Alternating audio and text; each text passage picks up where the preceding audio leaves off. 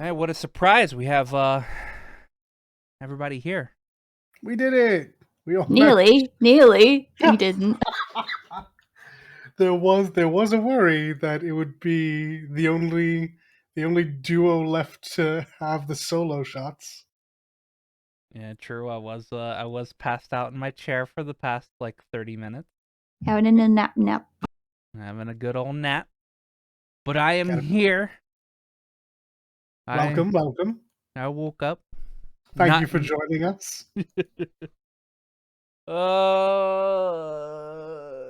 I've actually had a pretty exhausting week. I didn't do too much after the podcast last week. I may have played a little bit of, actually I'm more than likely played a little bit of Cold Steel 4. I couldn't tell you where I'm at the moment. Except maybe like after the second part of Act 2. Actually, I could tell you where I'm at. I just saved. Pretty sure I just saved Princess Alphen. And whoever was alongside Princess Alphen, I think maybe Tita. I think Tita was with her. So yeah, I do have access to Toa, considering because so after you save Toa, Important. that's where important. that's where evolution kicks in. That's where the evolution part kicks in, where Toa is just now available to be picked to be in your party.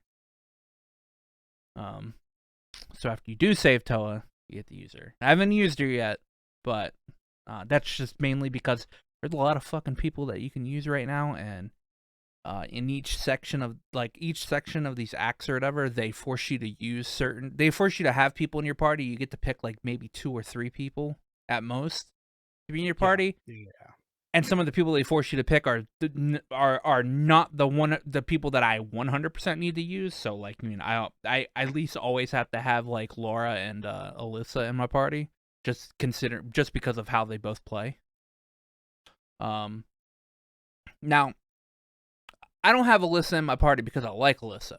All right, Alyssa's just very broken in this game because she is now an actual CP battery that her heavenly gift hits herself. Then we gotta go with what works, eh? Yeah. So she is just in there because she can hit herself now. Yeah, and All that's right. super strong. She wasn't able to do that in 3 and before. So Sure. so she just has to be there, but I can like swap her out with other characters that I have like in my reserve. At least like in between like certain like phases of a fight that I'm in. Hey, yeah, like we can even swap out in fights, so like there's no problem with that. Yeah. And Muse, I told you this like a week ago or whatever, but a very specific thing about Muse is that her craft Sephiral Rain or whatever will wipe out Reen's berserk mode. After the 3 turns he's in like his Demon Unchained. So if Did he you goes tell me berserk, that? I did post it in the chat. Whether you read it or not, it's a different question. Oh, I might have missed it. That sounds super useful. Yeah, so like if you don't want him to go through an indeterminate amount of turns without you actually controlling him or whatever, you could pop Sephiral Rain and it'll wipe the berserk away. So, that's really good. Sephiral Rain also like raises as well. It's like a raise. It can't hit her, but if anybody's like knocked out or whatever, you can just pop that and it's like All a right, quarter Mise, of I their get HP. it. Yeah, she's I broken get too. it. You're the Phoenix. Good to know. Mhm. And you obviously can set her up to infinitely cast. Yeah. So, And casting is very strong. yeah. So yeah, I'm right after saving Alphen, which means I'll now be able to get to use Alphen because of the evolution mod. Because the evolution mod, yeah. Yeah. Which means next is the saving fucking Elise. So, because you have to save Reen's sister. You can't let her Come on die. now. Or, Yeah, you well, have to. It's she's in not the gonna code. die. They're not gonna kill her. She's just like, she's just you have to save her. All right. Sure.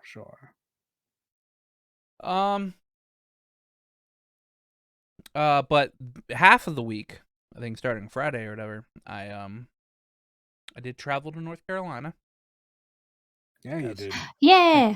Had to visit my brother for his birthday. It was about a 4.5 hour car ride, in which I did, and as little will state in the question that random thing that he posted today. I was like maybe less than 5 minutes away from his house at some point. Because the road that we take like literally drives like right next to where he lives. You could have got a question directly from the source. Yeah, I could have. Could have. And if I was driving myself and wasn't, I'd have probably stopped by, slapped him, and then went on my way. I believe that. I believe that is a thing you would have done. And then where I was at for at least one of the days, I was like maybe an hour or less away from Sly as well. Ah. Big love to Sly, and I guess a little depends on the questions he asks. Yeah, so we went up there, hung out, ate dinner, played a bunch of card games. We played Uno Attack, we played Cards Against Humanity. I played that game. What do you meme? It's Don't like know cards. that one. It's like Cards Against Humanity, but you use memes instead of like, you flip over a giant card and it's a picture of a meme or whatever, and then you have 10 cards in your hand, and each card has like a caption on it, and you choose what caption you think would best go with that meme. And then somebody around the table, whoever's turn it is or whatever, gets to pick which one's the funniest. Build a meme workshop. Fair enough. Yeah. It's nowhere near as good as Cards Against Humanity, but Cards Against Humanity is like extremely vulgar. So Sure is. You never actually learn anything about your family until you play Cards Against Humanity with your family. No. No, hard pass. Absolutely not. So far to the fact that my dad won. So, yeah. My dad is a troubled individual. This is about as far as I will go with that. Well. Saturday we went axe throwing, which was fun. As you do. Yeah. They had this place called Tap That Axe. Yeah, it's literally called Tap Really? That Axe. Yeah. I'm sorry. Axe. Oh my god. That might be top 10 named places to visit. But it's like, I would never think that a place you go to throw axes is paired with also drinking. What do you mean? Oh, that sounds like a bad combination. Wait, hold on. So, with no amount of joking involved, I 1000% expect both to be there. Okay, so right, this is for after the axe throwing, right? Nope. Only During. after, right? You drink. You can drink during. Yep, you take it right. You take it right to the line. You chuck your axe. You down the pint and get a new one. Maybe it's just because my introduction to axe throwing was through Jason Momoa. Okay. Like, I just assumed that this was true. Like, he's not a Viking, but he kind of is. Like, yeah. He's probably had some training on set, right? By stunt artists and so on, coaches. But the average Joe who's having a brewski, I don't think. Oh, yeah, no, it sounds like a terrible idea. Like, it absolutely does, but... So it's a very safe environment. All right. Oh, that's okay. Undoubtedly it is because it's still in business. Yeah. So like you go in, Yeah, all right. they've only no one's died. They've only lost limbs. It's fine. You go in and half of it's like a bar / like lounge area where you can like sit and play like Connect 4 or some fucking gigantic Jenga. Cause like this is like Jenga. This was like Yeah, Jenga, but yeah. like the blocks were fucking massive. Yeah, giant Jenga. You make a reservation before you go in.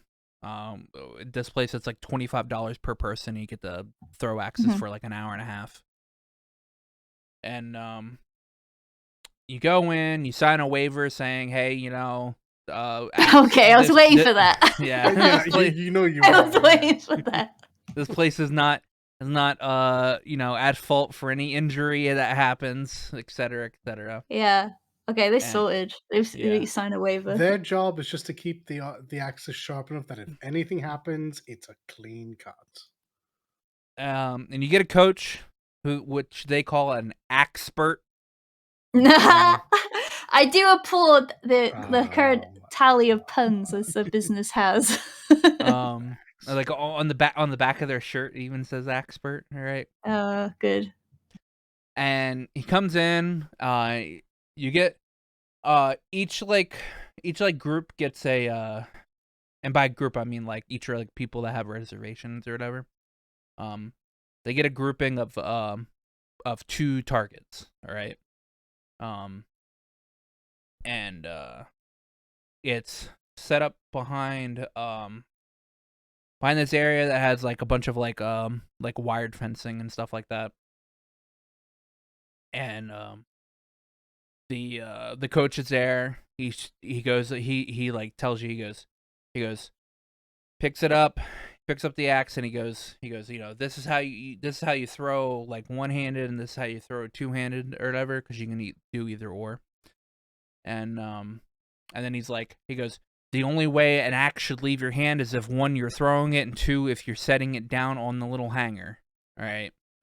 He goes, do not hand your axe over to somebody. That is the only way. The only way you pick up an axe is if you're picking it up from the target, or like from like where you were throwing it at, or you're picking it up from the hanger. All right. And he goes, only 2 people allowed to throw at a time.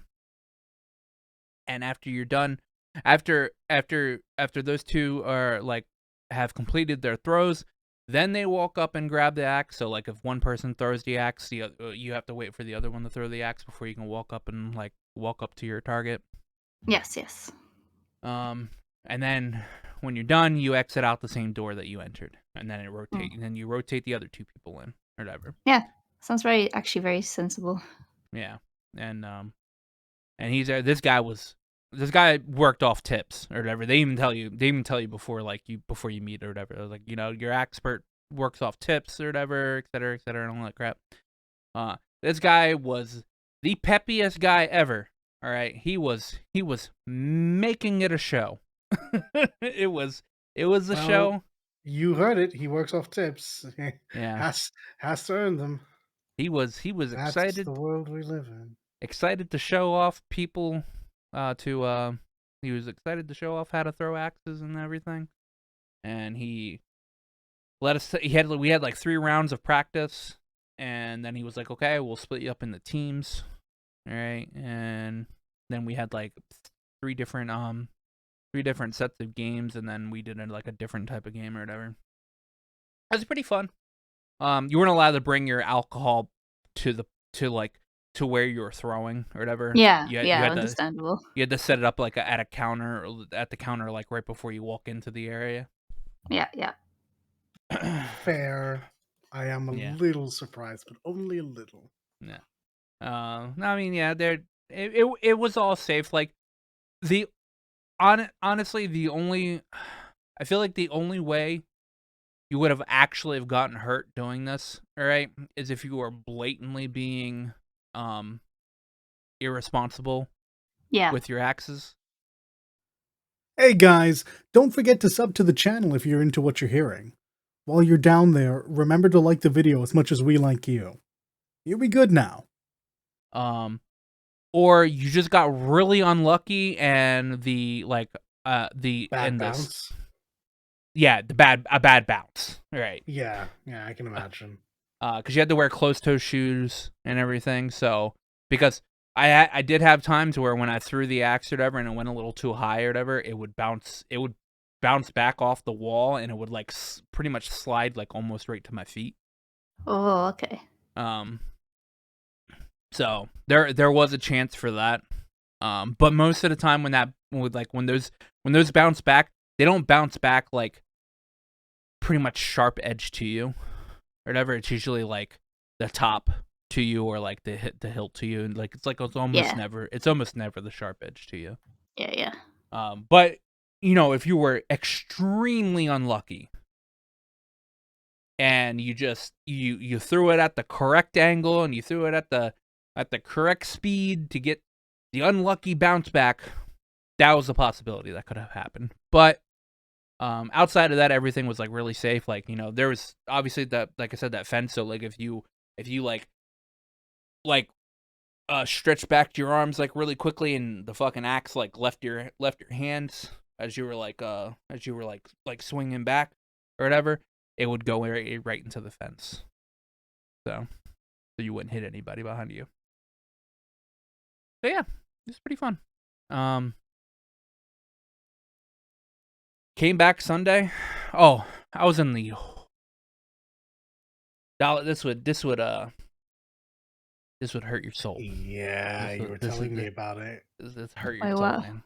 All right, I was like, this inn, all right, that we checked in on Friday, all right, this motel, as we would call it.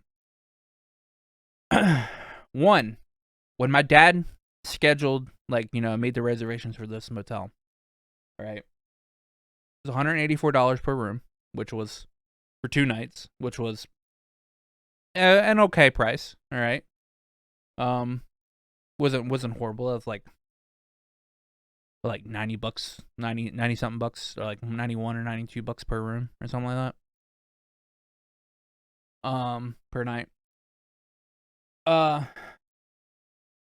The thing that he was making the reservation from only told him that they would ask him to pay like an extra $50 for like incidental costs or whatever, just in case like the room got fucked up or something like that. Per room. So I was like, I paid for my own room.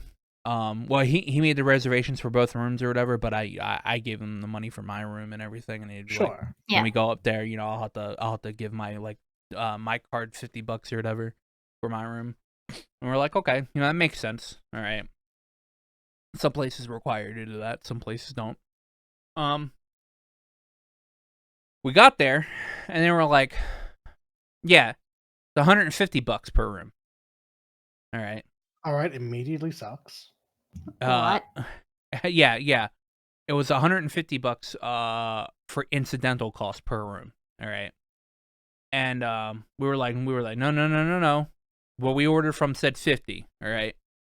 And she's like, well, I don't know where you got it from, but et cetera, et cetera. On our site it says 150, right? And we kept arguing back and forth or whatever, and she went and said, and she goes, yeah, that's what those third parties things will do. They'll lie to you and say this so they get the sale. And then we're like sitting here like, that shouldn't be our fault or whatever, because you guys are contracted through them. All right. And if they say it's $50, then it should be $50, because then at that point in time it's false advertising. So we argued back and forth or whatever, and we got it to be $100 each. All right. So we got $100 collectively knocked off of it or whatever. I was okay with being able. I would have been okay with the 150. Like, I wouldn't have been okay with the 150 like as a standpoint or whatever. But I had the money. Somewhere worse. Well, we already had the reservation for it or whatever. They weren't going to give us 184 back. That's really sucky. Yeah, this place was shit, by the way. This place was absolute fucking horrible, all right? This isn't even the worst part of the story for me. Yeah. So, whatever. We got our $100 on hold or whatever. I should get my $100 back because I didn't fuck up the room or whatever. So, Yes. it's pretty much a security deposit. So I go to go in to get in my room or whatever. Key doesn't work. All right. So I walk back and I'm like, my key doesn't work. And she was like, oh, and she apparently didn't activate or something like that. I'm like, okay. Well, you know what? System issues happen. That's fine. All right. I get into my room and it's okay. The best part about the room was the bed was at least soft and very sleepable in. But the fridge barely worked. It was like the least coldest fridge ever. Oh no. The bathroom was very small, like extremely small. Even though this was like a twin, this was just like a twin bedroom or whatever, because there was 2 beds. The bathroom was like extremely small, and even in my parents' room, while they got the king size room or whatever, the bathroom technically was big. The bath was also just still the same size or whatever, so the bath was very small as well. Was it clean at least? It was clean, yeah. I mean, that's good. It didn't come with stoppers for the bath. All right. What? Yeah. So, when my parents asked about it or whatever, they just said, take the towel, take your washcloths and just plug up the bath. What the fuck? No, I'm all right. I'm now not using it. I thought you were gonna say just ask the motel staff for the plug, right? Sometimes Maggie could see that happening. I don't know. People steal plugs, but what the hell is a towel? Yeah. No, this could not be allowed to exist. I don't like it. It goes against all of my principles at staying anywhere. The shampoo bottle, the little itty bitty like sample shampoo thing or that they give you or whatever, didn't even make bubbles or whatever. So when the night I went to go try to take a bath in with that, it didn't even make bubbles. So I wasn't. Oh, heads up! I'm not gonna say all, but most hotels stuff won't actually set up. Yeah, that's unfortunate. Yeah, you actually have to stop off at like a. The Rios did when we went to 2018 Fan Festival. The Rios did. Oh man, the Flamingo where I was staying didn't. It had a great bath though. There's such it was right there in the room with my telly. Didn't have to go anywhere.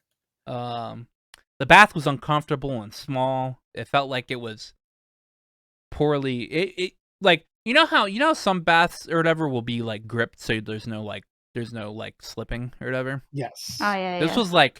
This felt like asbestos gripped. I don't like that.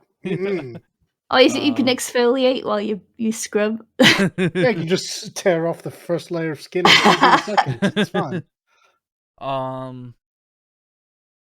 Yeah, and like I said, the only good thing about this room was that the bed was pretty all right. All right. I'm not telling you what to do because you were traveling with your family, but bath and the bath setup has to be one of the first things you look for.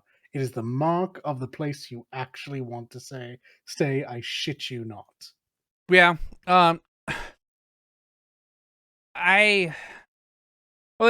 We weren't using these rooms to like be in. It was literally just a place to sleep. All right. So we were like looking for. We have been in cheaper motels or whatever, like motels that you would probably think would be shittier or whatever, but they weren't. they were like better. Yeah. I've been in shittier looking hotels or like motels that have had way better customer service, all right, than this place did. All right. Not to mention they were also going through massive renovations here. Things things that you would shut a motel down for before having people like rent out rooms. All right, they were going through massive renovations here. Like the parking lot looked like a fucking dump or whatever. There was gigantic trash bins or whatever, and like in parts of the parking lot there was like mattresses and like broken furniture. Like it literally looked like it could have been like a fucking crack town. All right. God, this place sucks. What else? Oh, when my parents inquired about getting some extra towels. By the way, their towels were shit. All right, their towels. No. Their towels, yeah, people have been using them to fucking plug up the back. No, these towels could have been used as tube tops, and that's pretty much all they could have been used. Oh my god! Right. They're modesty towels. Yeah, that's what they are. Yeah, they're modesty towels. You know those those towels that they would use in Cold Steel. By the way, like the guys would use just specifically modesty the guys. Towels. Yeah. That's about as big as the towels were. Yeah, those towels aren't even fit for like keeping on. You just have it float above you, and you just angle it correctly. Anyway, my parents inquired about getting more towels or whatever, and they were like, "Give us your used towels first." Oh, I don't like the way that sounds. Yeah. I was like, if you're an inn in general, the one thing you have in super excess is fucking towels, all right? And when you inquire at the front desk for towels, usually it takes them like 2 seconds. They walk back there. Here you go. Here's more towels. All right? Not, we need you to give us your dirty towels first. Like, they were so afraid that people would take their towels, I guess. Anyway, after the first night there, and actually, when we got there and we checked in and everything, and we got to my brother's house on my phone or whatever, because Google will do this to you sometimes. It'll be like, how'd you like said in or like said place or whatever, and like able to give you a review. I immediately gave them like the shittiest review ever. I was like, damn, this place fucking sucked. It was offensive how bad this place was. Like, I was about to say, I am offended on your behalf. Like, I would normally not care enough to give somebody a review. Like, if it was just bad, I was just like, it was just bad, I probably wouldn't go to whatever. I'm not usually one to take like immediately offense to anything. But from moment one, from before like from check-in or whatever, it was immediately offensive. So America's Best Value Inn. Don't go to it. At least not the one in Salisbury. All right, Salisbury, North Carolina. Don't go to that one specifically. Yada yada yada. We did a bunch of stuff. Came back. Was it came back Sunday? And I started watching The Boys with Dan last night. Because it's a really good TV show, or it's a really good Amazon Prime show, and I wanted to rewatch it because season 3 just started. So I'm now rewatching it, but with Dan. And I played a little bit of Xenoblade today. Nice. That's all I did. That's all I did. Oh, and I slept before. I took a small nap in my chair before the fucking podcast started. So. You sure did, boy. You sure did. It's an intentional nap. 100%. Pass out. Get the energy up in time for stream. Yeah. That's all I did. What a wonderful story. I learned so much. That was 30 minutes of our podcast time. So you guys talk now. Okay. Hey, I played something new and cool. Do tell. Hey, it's a free-to-play game, but stick around, boys and girls. So it's actually based on SCP lore. SCP. It's basically like creepypasta stuff. Mm-hmm. So you got a foundation, SCP's foundation. there's an organization that basically encounters, tracks, collects, maintains, so like locks away entities, objects, and phenomenon that are basically not right with the world. Enjoying the video? Remember to like and sub. Helps out the channel a bunch, and we're grateful for everyone we get.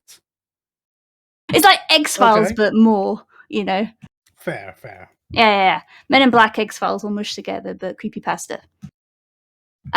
So this game is a FPS game, and it's actually, you need a lot of people to play this because you can be multiple groups of people once playing the factions you can play in the game. D-Class, which are essentially criminals that have been quote-unquote recruited to be lab rats, to be tested upon these creepypasta SCPs, anomalies. Mm-hmm. They just basically throw them into situations and see how they fare.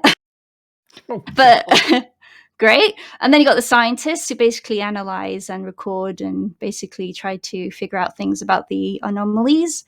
Then you got guards of the facility and MTF Mobile Task Force, who essentially try to handle situations that are too difficult for D-Class to encounter. And then you got Nine-Tailed Fox, which are people who basically help special situations and try to keep them under control. And then the next faction is Chaos Insurgency, which are basically people who splintered off from the Foundation, didn't like how they run things, because the Foundation's supposed to be good guys, but things they do, are they good? Very great area. There's lots of morality questions going on, so they split off and basically try to save D-Class from their situation. And then you can actually play as the entities as well. You can play as SCP. There's a bunch of them you can play as.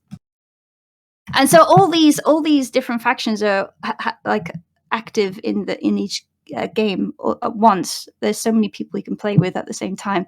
You can only really communicate in-game via voice with the group that you're with. So if you're D-Class, you can talk to D-Class and scientists and stuff. Anybody, and also there's like a area thing too. So if you're close to someone else, then you can actually talk to them. Proximity chat. Proximity, that's it, yeah. If you're any of the like guards or whatever as well, you can talk to each other over radio, that kind of thing. If you're SCP, you can talk to each other just to organize yourselves, because your goal is to kill everybody. Yay! Hey, wait, what? Yeah, in each group has their own objectives that you have to complete. For example, the scientists and D-Class, they have to escape or try to basically help whoever you've momentarily aligned yourself with. Is actually free for them. The Chaos Insurgency wants to basically kill or maim or whatever the MTF or the Fox folks and SCP, of course, and try to save the D-Class from the facility. And MTF and the Nine-Tailed Fox group and guards, they have to try and basically try to maintain order, try to get everybody back into the cells, and try to take out all the anomaly that shouldn't be out at the time. That kind of thing. This is a busy map. It's crazy. It's chaos. There was hilarious moments though. So there was I think we were Chaos Insurgency at one point, and we actually found one of the guards. And we didn't shoot them. We shot all his friends. We didn't shoot one person because he had a key card we needed. It's like, okay, you're coming with a drop your weapons. Thank you very much. Okay, let's have a talk as we walk. Or we just have a nice chat as we lead them to like the camera room or whatever. We make friends. It's great. We make friends. And then we all started to die. We wondered why. And then one of the SCP anomalies had basically snuck up on us. It was really scary. One of them, what's it called? One of them is called SCP-106. Is a humanoid able to walk past matter, sending its prey to its pocket dimension. So basically, literally out of a blink of an eye, we get sent to the Shadow Realm. There was no transition. It was literally click, you're in there. It was so fucking weird. It was cool. Oh, okay. Yeah. Oh my god. I've never even heard about this. So this game sounds absolutely wild. It's really fun, but you need a lot of people to play with to get it to to get it to work really. But yeah, we literally, a blink of an eye, was suddenly in a dark room with like it was just like noise and stuff like that. Like TV noise almost in the texture. And then there was like it was a circular room and you were surrounded by doors and you had to pick the right one or you're dead. What's behind door number 2? Death. Yeah, it's like a 10% chance you get it right or something. I got it right one time. But the other time was like, okay, I saw one person go down that corridor because they were with me. I will try the same. I'm dead. May the odds be ever in I'm your dead. I'm favor. fucking dead. Yeah, and there's another one, the Plague Doctor, one of the cooler ones, SCP-049. He is dedicated to curing humanity, curing them of a disease they are all inflicted with. And by cure, I mean he will transform them into zombie-like monsters. Oh, he's Albert Wesker. They're all better now. Yeah. Yeah. So yeah, he'll touch any of the human characters, and he can actually just make them into zombies. And I was a zombified guard at one time, and we were just going, "Yay, we're gonna make more friends!" And we were just singing this friendship song as he walked around the corridors. Amazing. It was so silly. Yeah, it was awesome. There's also an AI one as well, and that's neat. I haven't played that one yet. Holy heck. But yeah, so that's what I did. It's by Northwood Studios. Like I said, it's free to play. If they've developed it on Unreal. You can get it off Steam, I think. That's where I got it off. I don't know where else. Maybe itch.io. Don't quote me on that. I'm not sure. But they also have a Patreon, Northwood Studios. You can support SCP Secret Laboratory. That's what it's called. SCP Secret Laboratory. That's the game. I'm looking it up right now. It's really, really fun. It does. It's really, look very, really very fun. Neat. And like the controls are bog standard. It took me a bit to remember the keybinds for things, but you can swap them around as you need. Like for example, the scientist has this finicky thing they have to do with a key card. You have to drop the key card on the floor in this room because it's still in development, so there's a lot of like stuff they have to sort out. But the scientists can upgrade key cards and stuff to get to different parts of the facility and so on. So there's like this machine. You have to drop the key card on the floor, step out the machine, click the button, then you'll upgrade the key card. At this point, as I said, it's still in development, really. Still sounds pretty cool. Yeah.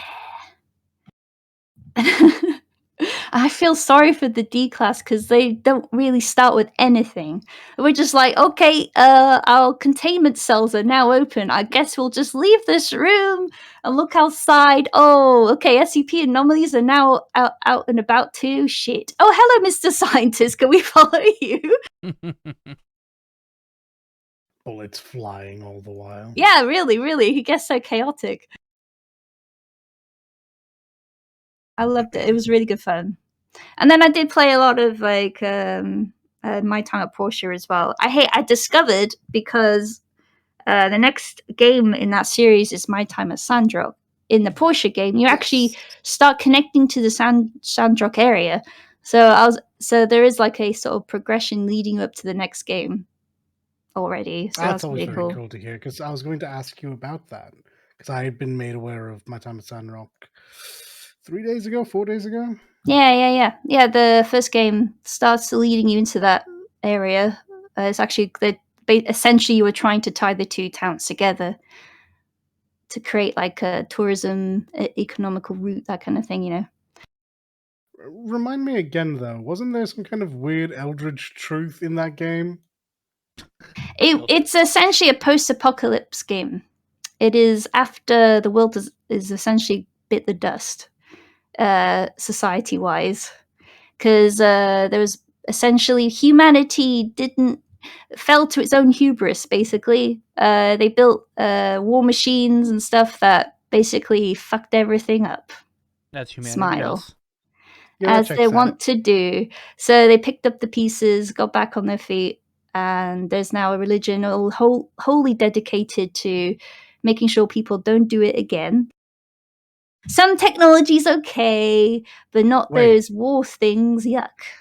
Hold on now. I've Yeah. played Final Fantasy X. I know where this is going. Yeah. So essentially, that's what it is.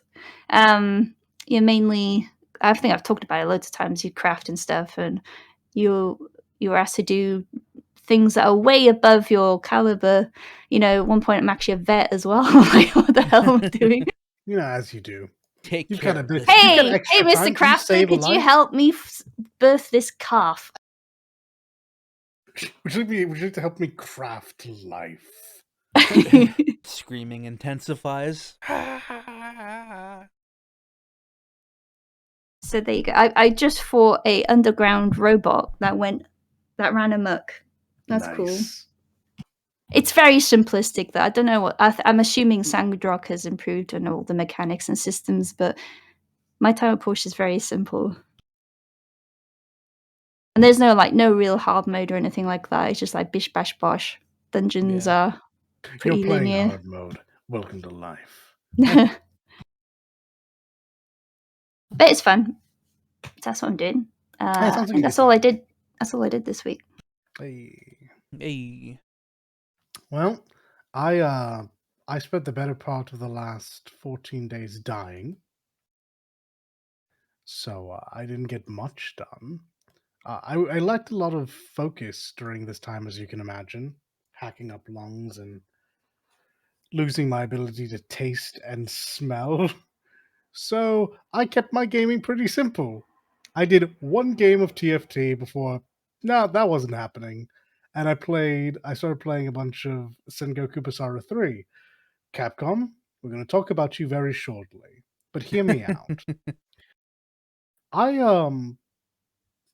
don't play a lot of Musou games anymore. I used to. I played a bunch of the Dynasty Warrior games. I played the first Hyrule Warriors. I played a bunch of clones of Dynasty Warriors. But this is my favorite. Like, far and away. I love Sengoku Basara. And Sengoku Basara 3 was brought to the West and fully done up. Has an amazing cast. They're not always doing good voice acting, but they understand the mission. Their job is to be cool. So they're really cool. Capcom, you brought over the first one, Devil Kings, which was it's all right. You brought over the third one, which was excellent, and then you just didn't do anything else. I recognize that it probably didn't sell well, but could you? I don't know. Could you localize? Well, I don't even know that there's going to be more, to be honest. Could you just bring over not even Yukimura Den? Could you bring over Sengoku Basara 4, Sumeragi, and just give everyone one more go round? I'd like that. I'd like that a lot. And I know you're not going to be able to get Troy as Ishida, but still, you can get everyone else. Okay, thanks. Those are the only games I played. As I said, I was actually genuinely in recovery mode up until like 2 days ago. So very little actually got done. I was mostly focused on getting well and not getting everyone else in the house unwell. So lots of sleep, lots of pacing back and forth and sitting out on the balcony, soaking in what bit of sun I could. Well, congratulations. Yeah, well, I'm still not technically out of the well. I'm out of the woods. I'm not technically negative yet. I've taken another test in the morning to double check and make sure. So, but I feel better. So thank you, much appreciated. Hey. Welcome back. We went through 2 weeks without the full cast, but now we're back and ready for next week. Oh, it's gonna be something. Hey guys, don't forget to sub to the channel if you're into what you're hearing. While you're down there, remember to like the video as much as we like you. You'll be good now. But before that, Little did send us an email thing. Viewer question / random shit is what he titled it this time. Nice. He goes, so how about that state of play? Good shit. I hope Dalit is as hyped for RE4 remake as I am. Also, welcome back, Dalit. On a side note, ignoring the fact that I was at work, can you believe that Aqua passed by my house twice and didn't even stop to say hello? Now, Little, to your point, when he told me this, I also gave him shit about it. But he was with his family. He didn't exactly have complete control.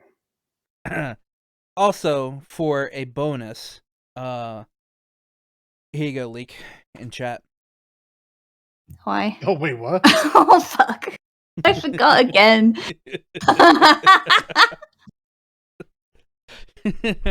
I'm going to get haunted by this, aren't I? Nice. Oh. I did this to me. Thought I forgot, didn't you, Leak? Is what he said. Nice. But as for state of play, we'll be talking about that in a little bit. But first we have I wouldn't say smorgasbord of news to go through, but we do have some news to go through.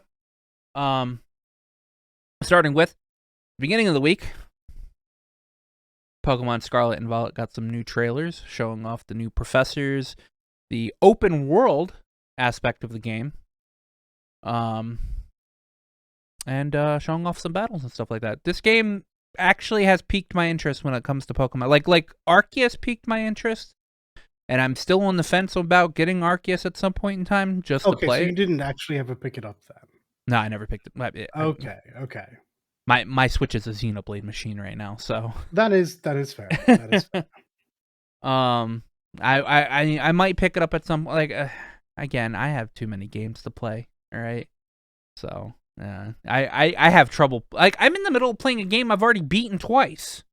All right, so anyway, Scarlet and Violet, they look pretty nice. They are really hammering to home with these new professors. They are yeah. That's one way of phrasing that. Bisexuals are feeding good tonight. That's the other way to do it. Yeah. So let's go ahead and get this out of the way because I have a lot of good things to say about this game, which is weird for me. I have plenty of bad things too, but so the internet was set ablaze by Sada and Turo, the professors for Scarlet and Violet. Oh boy, Cave Woman and Giga Chad set internet ablaze indeed. Yeah. Actually, I was pretty nerdy about this too. I was like, oh, this is so cool because in Madrid, like, there's like a whole like cave with Neanderthal bones and stuff in there. Yeah. So is that a nod to that? That's so cool. No, like I think you've absolutely hit the nail on the head. Spain is a big hotspot for when it comes to fossils in general. Yeah. Specifically, you've nailed it for Neanderthals, which has made some of the drawings of Sada so good. Yeah, the fan art for this has definitely delivered. Yeah, God bless artists in general. They are too good for this world. The memes have been outrageous, utterly outrageous, and the general art, it's been really good. Yeah. There is one thing that is guaranteed throughout all the Pokemon games, whenever, at least the most recent releases, that the fan art is on point all the fucking time. They're so fast! They're so fast, yeah. I don't understand how artists are so fucking fast, man. I don't know. I'm an artist. I don't fucking know. Please give me your energies. Help me. I've seen like things be out for like less than 5 minutes, and there's already fucking art. Yeah. I have a tinfoil hat theory about this. I think there are some artists out there with like the base all drawn up already. They have their skeleton all drawn up, and they're just there to work out the finer details and have something up immediately. I'm on to all of you. That is not how this works, I'm aware, but still. But no, Scarlet and Violet itself actually does look fantastic. I mean, I adore the fact that they've gone to Spain, and I adore that they've remembered that Spain isn't just blonde hair, blue-eyed folk. That was nice. But moreover than that, I think specifically for this trailer, the biggest thing I saw might be 4-player co-op. Yeah. I saw that and I was like, I'm interested. Yeah, there's a lot to take away. There's the fact that it's open world, like Arceus was. Supposedly, information has come out where you don't have to tackle the gyms in any specific order, which I don't believe. But I'm willing to be wrong about that. Yeah, that would be huge, and it is taking a lot from Arceus. I think Arceus was a reaction to almost 20 years of people saying that they wanted to see a major departure from the status quo. Yeah. I think 20 years might actually be a bit disingenuous. I think it's only been 15 or something, because people were well content at first. And I recognize development is slow and there's a lot of things that go into making these big decisions. But it is good to see them branch out. And if the other rumors are true, such as being able to tackle things out of order, or at least not in a specific order, and obviously we've seen the 4-player co-op and the zones, this might actually be that Pokemon game that a lot of us who have been disenfranchised with the series have actually been looking for. I didn't give Arceus a chance. I understood that it was testing out new ideas, and I'd already been burnt by Sword and Shield, so I let that run its course. But this might be one I'm willing to give a go again. We'll see. Yeah. I'm willing to think about it. Is this one multiplayer? Yeah, it's 4-player co-op. Supposedly 4-player co-op. That's fucking neat. About fucking time. Yeah, it's always a bit hard to tackle what co-op means in a Pokemon game. But in a more open world sense, just traveling together is going to be huge. It's going to be I wonder really if the game scales. I wonder if that's how they go about letting you do things out of order. Is if things just scale. That's the logical way to go with this. The Pokemon, Jesus Christ, I can't believe I'm about to say this. So the manga and parts of the anime actually do address how this works. Because let's think about this in world for a second. Everyone isn't born in Pallet Town. Yeah. So if you're born in the 6th gym area, you have to still be able to do things, right? Well, turns out it's just how many Pokemon they challenge you with. They challenge you with 1, 2, 3, a team of 6. Is it their stronger ones, the weaker ones? So yeah, there should be I wonder if you get a trainer level. I wonder if you get a trainer level, and then okay, so with Arceus they had Pokemon levels, but they also had at least I think they had Pokemon levels, but they also had your research. I feel like Pokemon have to have levels for evolution purposes. Yeah. A large number of the cast. Yeah, but in Arceus you also had research levels. Yes, you did. And I wonder if this game's gonna have a variation of that to counterbalance the being able to pretty much just go wherever the fuck you want. I certainly think so. I think you're right about that. Absolutely. So you have you have your trainer level, but you also have your fucking your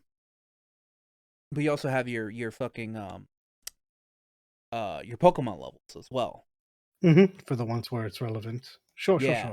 So that would be really interesting to see. And like I said, they said 4-player co-op, and I'm hoping that's in pretty much most areas. Obviously you wouldn't be able to 4-player co-op fucking gym battles and shit like that, but I'm sure there's like a bunch of wide open areas that allow you to have like to like For sure. be able to do things.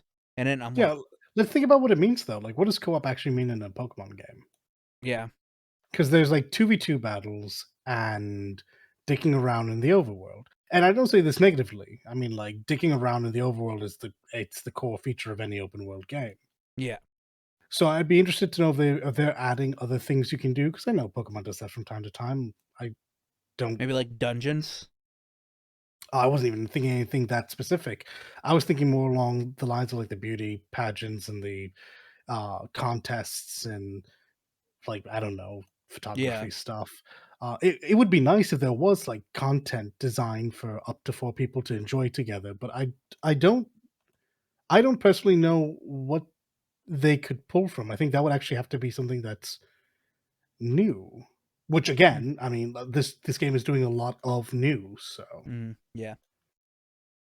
Yeah, I'm interested. If I'm probably gonna get Violet.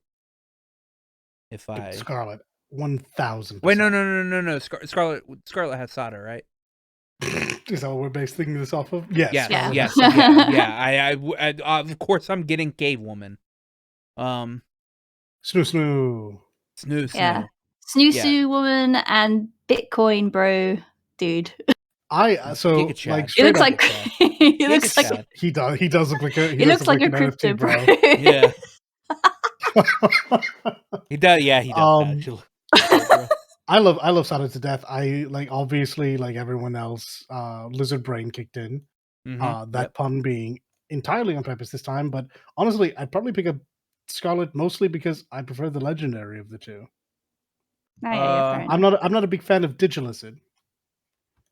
Give me my analog lizard. I only like the Violet legendary just because it was it literally looks like a jet engine. Yeah, it 100% does. 100% does. Jet engine dragon. Like these two things both turn into bikes. One of them is well more modern than the other. Yeah.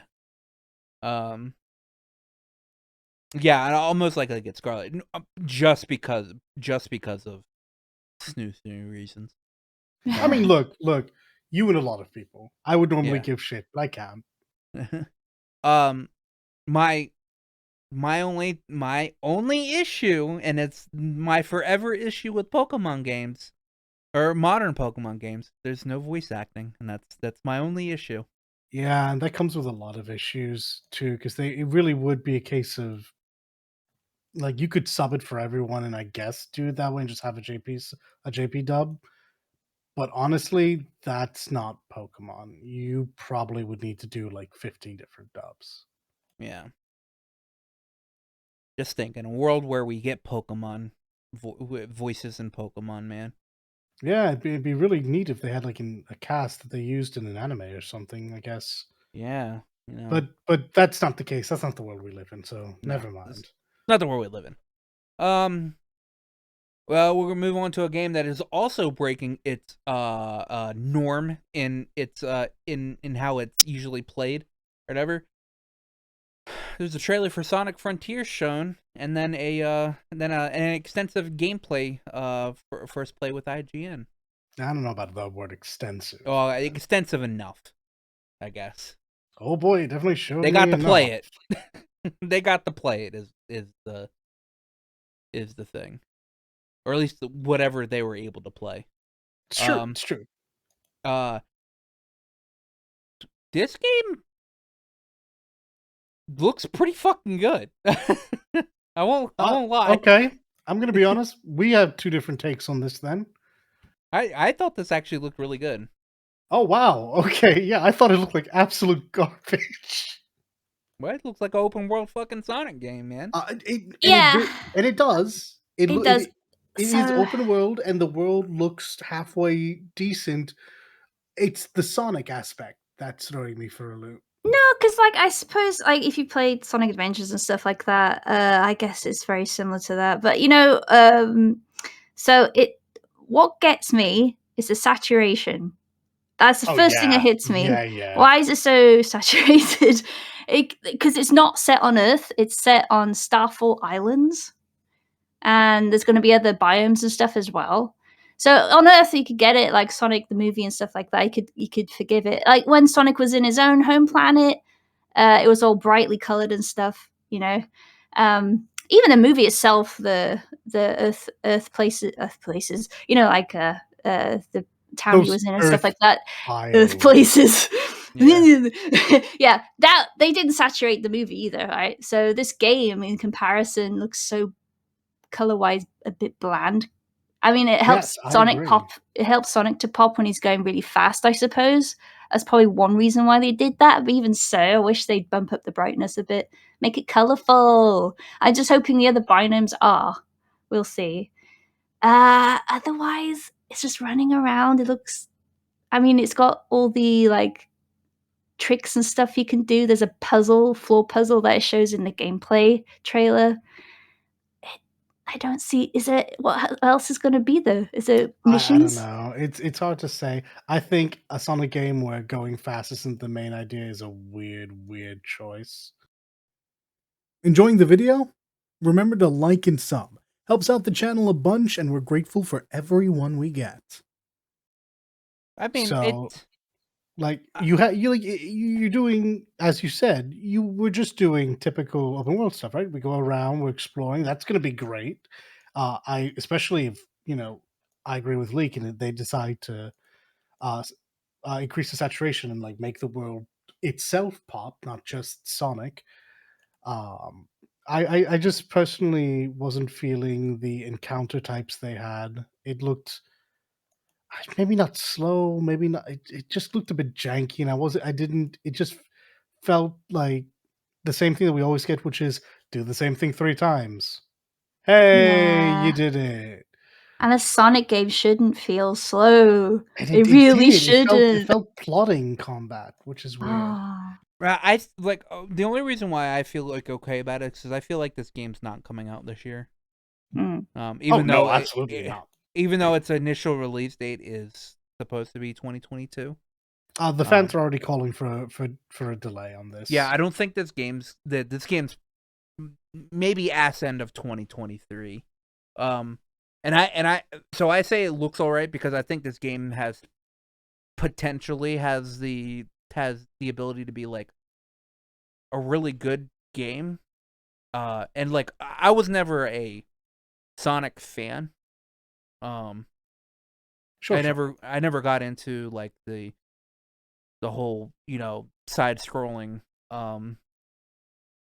platformer-esque version of like old Sonic or whatever. But an action and adventure version of Sonic, I would be more interested in playing. I think there's a world where in an open world Sonic works, but I think people like me are going to cause that to come slower than it should. Because people like me are always going to think Sonic's one of those things that kind of does belong on rails, though, doesn't it? I don't know. The only reason why I say it is because they didn't show us a lot. That's the thing. They showed us a very small snippet. All right, they showed us like, hey, this is just a snippet of Sonic Frontiers, but like, I feel like there could be like, and there might be things within the world that like require you to fucking be like super fast on rails. Yeah, no, like I think the puzzle aspect is the part that I'm most interested in. Yeah. So I mean, I don't know. Like, coming as a person that wasn't a Sonic fan, I actually am interested in this game. Cool. Mm-hmm. And that might be what their Yeah, I think you've hit the nail on the head. I think that is their plan. I think their plan is maybe to bring in new Sonic fans. Like, yeah. It's an opportunity with a new setting type to bring in people that like that setting type. Yeah, I'm just wondering how they're going to go about it inside the game. So, like, is it... And obviously, there'll be an overarching story. I didn't see any UI, really. Yeah. Was it on the... Because I didn't see the encounter. I also don't remember. I also don't remember UI. Okay, yeah. So I'm wondering if they're also like hopping on the Elden Ring bandwagon where you just discover things naturally, and then you figure out what to do. I'm not sure if that's a good idea with a Sonic game in particular. I don't think Sonic and Sega have that kind of faith in their base. Yeah, no, they probably have will have like a map that shows I really you, like, hope pretty they much. show more of what to do, what's actually what you need to do, what's expected of the player, rather than just running around. Because Yeah. it for sure looks freaking pretty, and running around and skating and grinding rails and stuff, that's always fun. But I want more. And I'm sad to hear the fighting, the encounters with enemies is slow. No. I think what it looks like is that I at least think the platforming in this game will probably be pretty fucking good. That part looked fun. It better be, yeah. It looked smooth. That's all. That's good. But I do Yeah. want more if it's going to be that type of game. Like when it's a simple platformer, you just speed along. You just need to go fast and it's fun, right? You need more for this type of game. Yeah.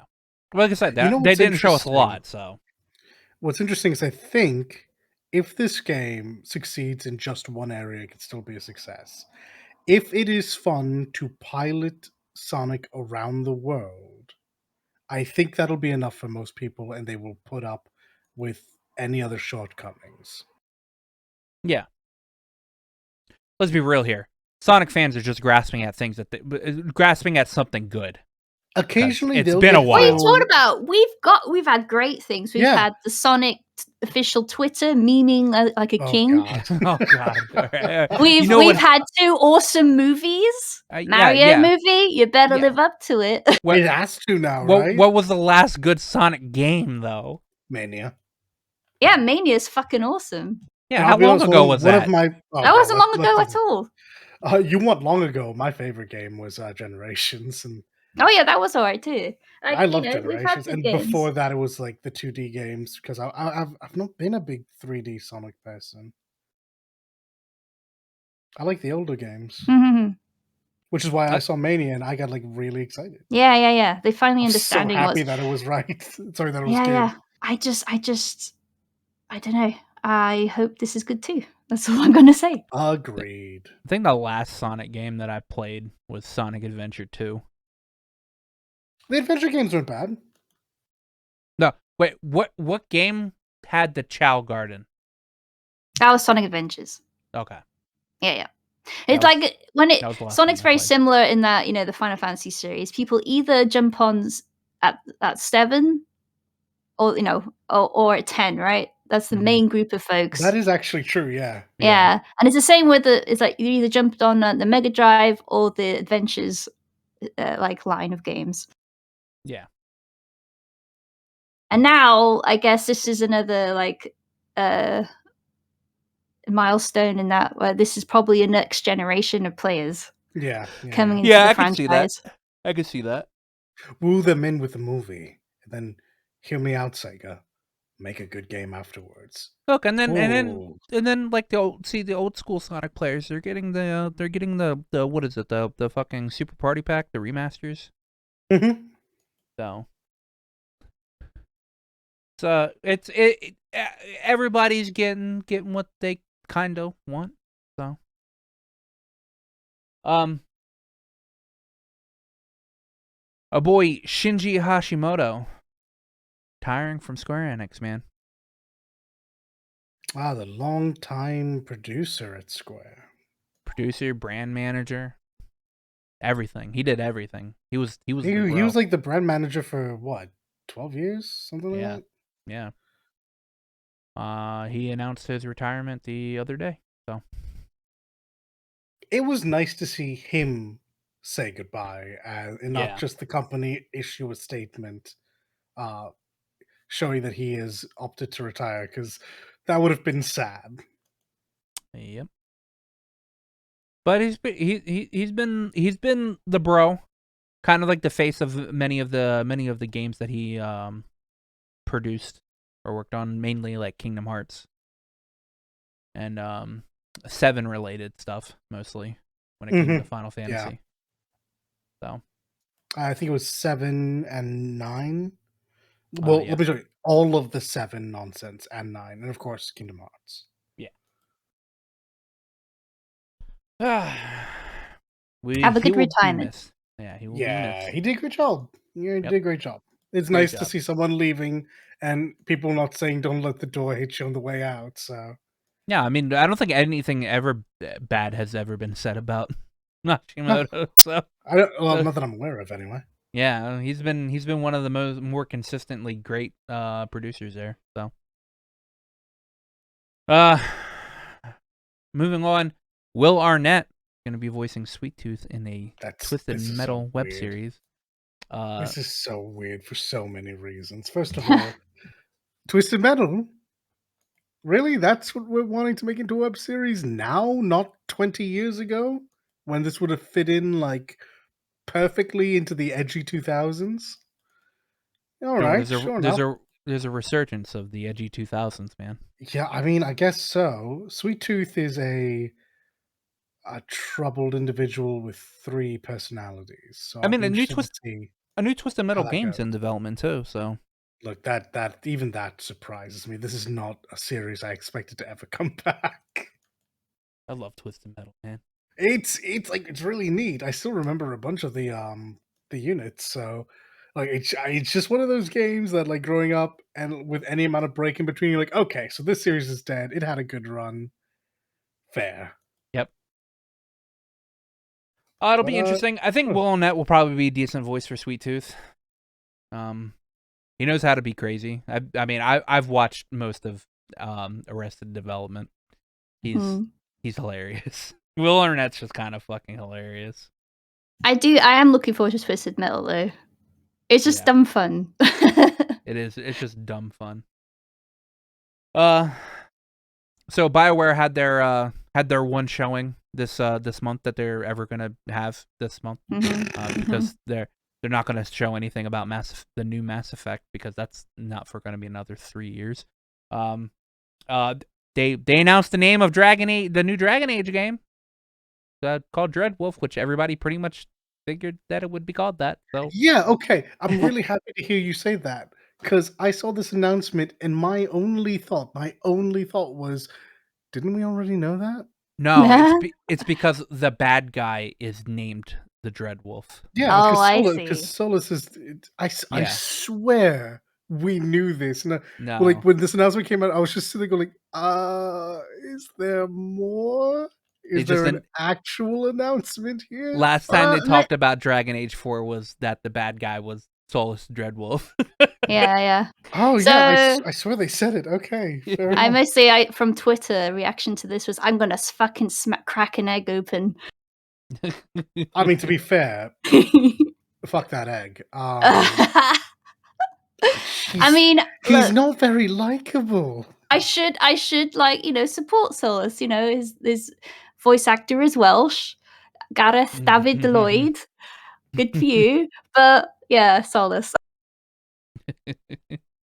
Anyway, this is probably BioWare's only outing this month. So I'd be surprised if we saw something at Summer Games Fest about either Dreadwolf or the new Mass Effect. So I feel like there is room, because just the amount of IPs they have, I feel like there's room for them to have something announced. I mean, surely it's not just Dragon Age, right? They're only working on 2 games at the moment. Oh man, they're just not. This was it. This is your entire presence this whole year. I don't feel like we'll see anything about it, but like I said, they this goes on with our with one of our later on things about, Jeff Keighley said it's mainly going to be about games that have already been announced. So there's a possibility that there's a Mass Effect or a Dragon Age showing at his show. I have to assume they're going to show something, even if we're not going to see anything for a year or more. Yeah. Because that would feel real bad for them. I just feel like them. Go ahead. Yeah, I would say both games are massive to develop as well, because there's so many options and stuff. Yeah. So, guys, listen, Yeah. hear me out. Anthem 2. Oh yeah, I mean Anthem 2.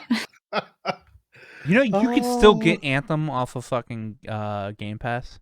Yeah, I saw that, and I have not clicked on it. It's also, by the way, it's also massive. Yeah, it is. It's a gigantic download.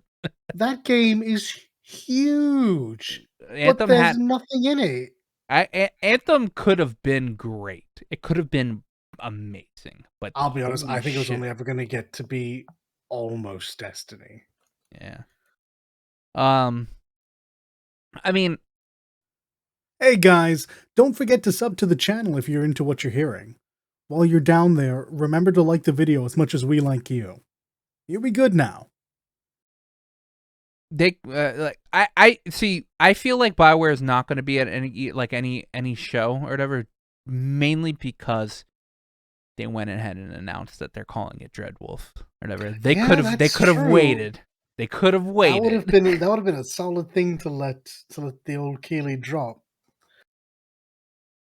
So I mean, they could. So that's. I don't think we'll see Dragon Age. There's a chance we see Mass Effect. Maybe, yeah.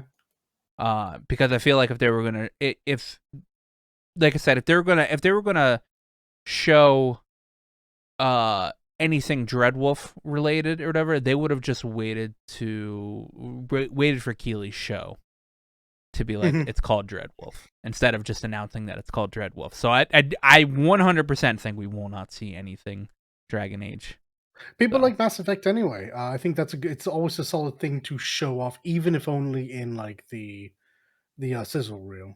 Yeah, I just fucking if they do show off any Mass Effect thing, I just hope it's not CG, not just CG. Oh no, Show us something. we're not going to see anything gameplay. Absolutely not. It's 100% going to be CG.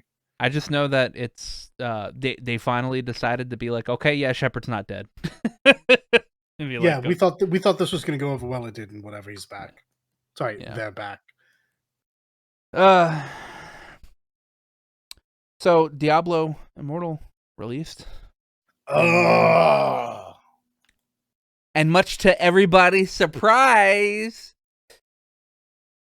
it's extremely pay to win. So, can we talk about how that is somehow still surprising? Not that it is pay to win. I think we all understood that there was going to be some aggressive the sheer microtransactions, but the numbers that have been put on it. Yeah. So, I first heard about the microtransactions because I think YouTube was showing me an Asmongold thing, and I was seeing like 4,000. I was like, oh, okay, whatever. I step away, I come back like a follow-up day, it's up to, what was it, 40,000. And then I came back again later on, it's $110,000. Why does this number keep going up?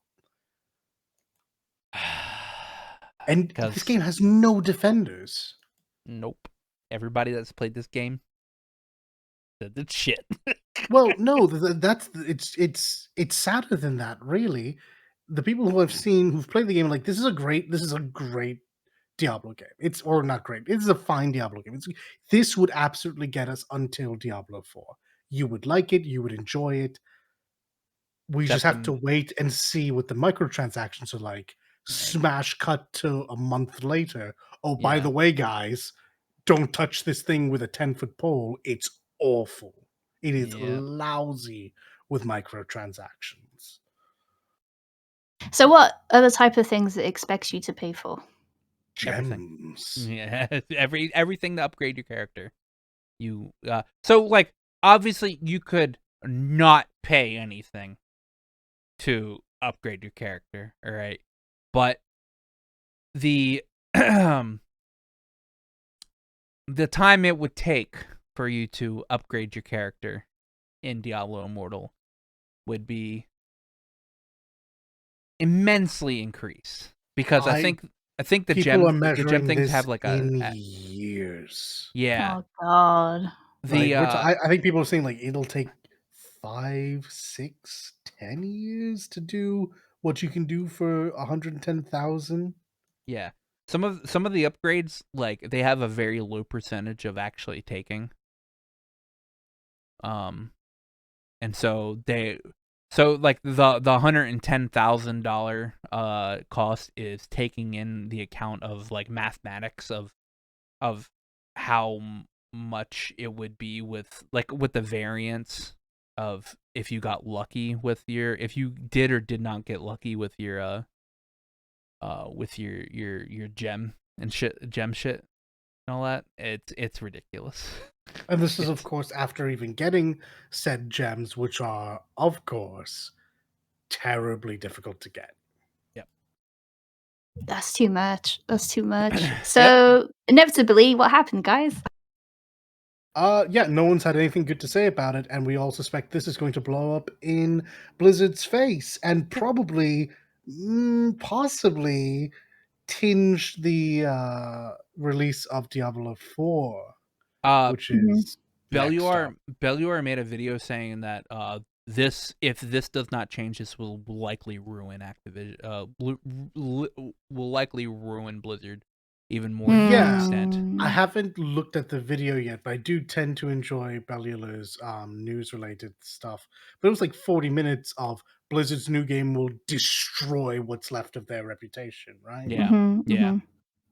So, country-wise, certain countries have laws against this type of aggressive microtransaction and loot boxes and stuff like that, right? Yeah, this is true. Yes. So, I think we already discussed this, but just for the sake of the podcast, did it already get banned? I don't know if it has loot boxes in it.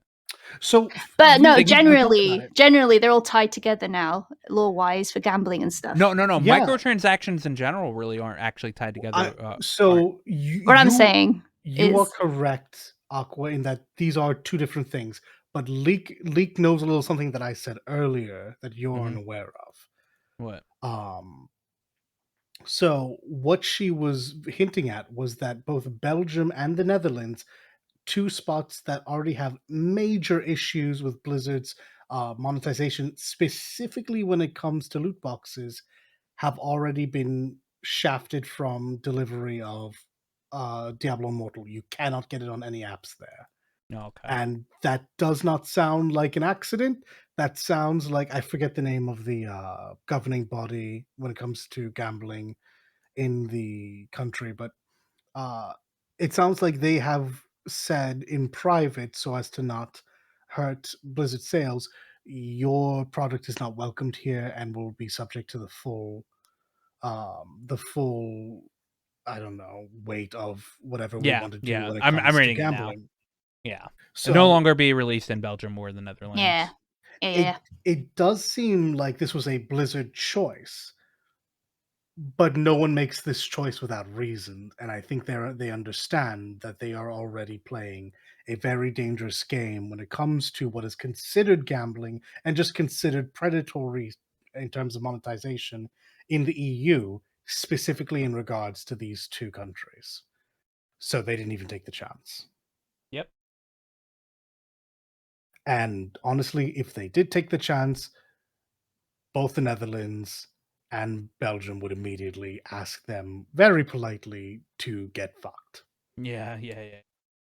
And I don't think they can afford another lawsuit right now. I am inclined to agree with you. They'll probably get one, though. I wouldn't be surprised.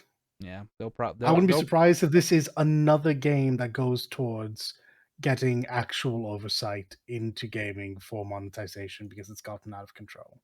Yeah, this is ridiculous.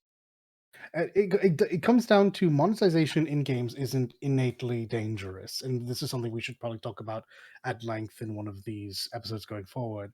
But monetization in and of itself is not dangerous. Predatory monetization, no matter how insignificant it seems, is always dangerous, and monetization to this degree, no matter how optional or otherwise just like seemingly harmless it might come off as, is never good, and it poisons the entire gaming industry because it leads to more people thinking this is okay, and it leads to people with, believe it or not, a lower or a blacker moral compass willing to do more aggressively. This is why I try to stay away from gacha games. Yeah, and this game already has a worse reputation in terms of monetization than Genshin Impact.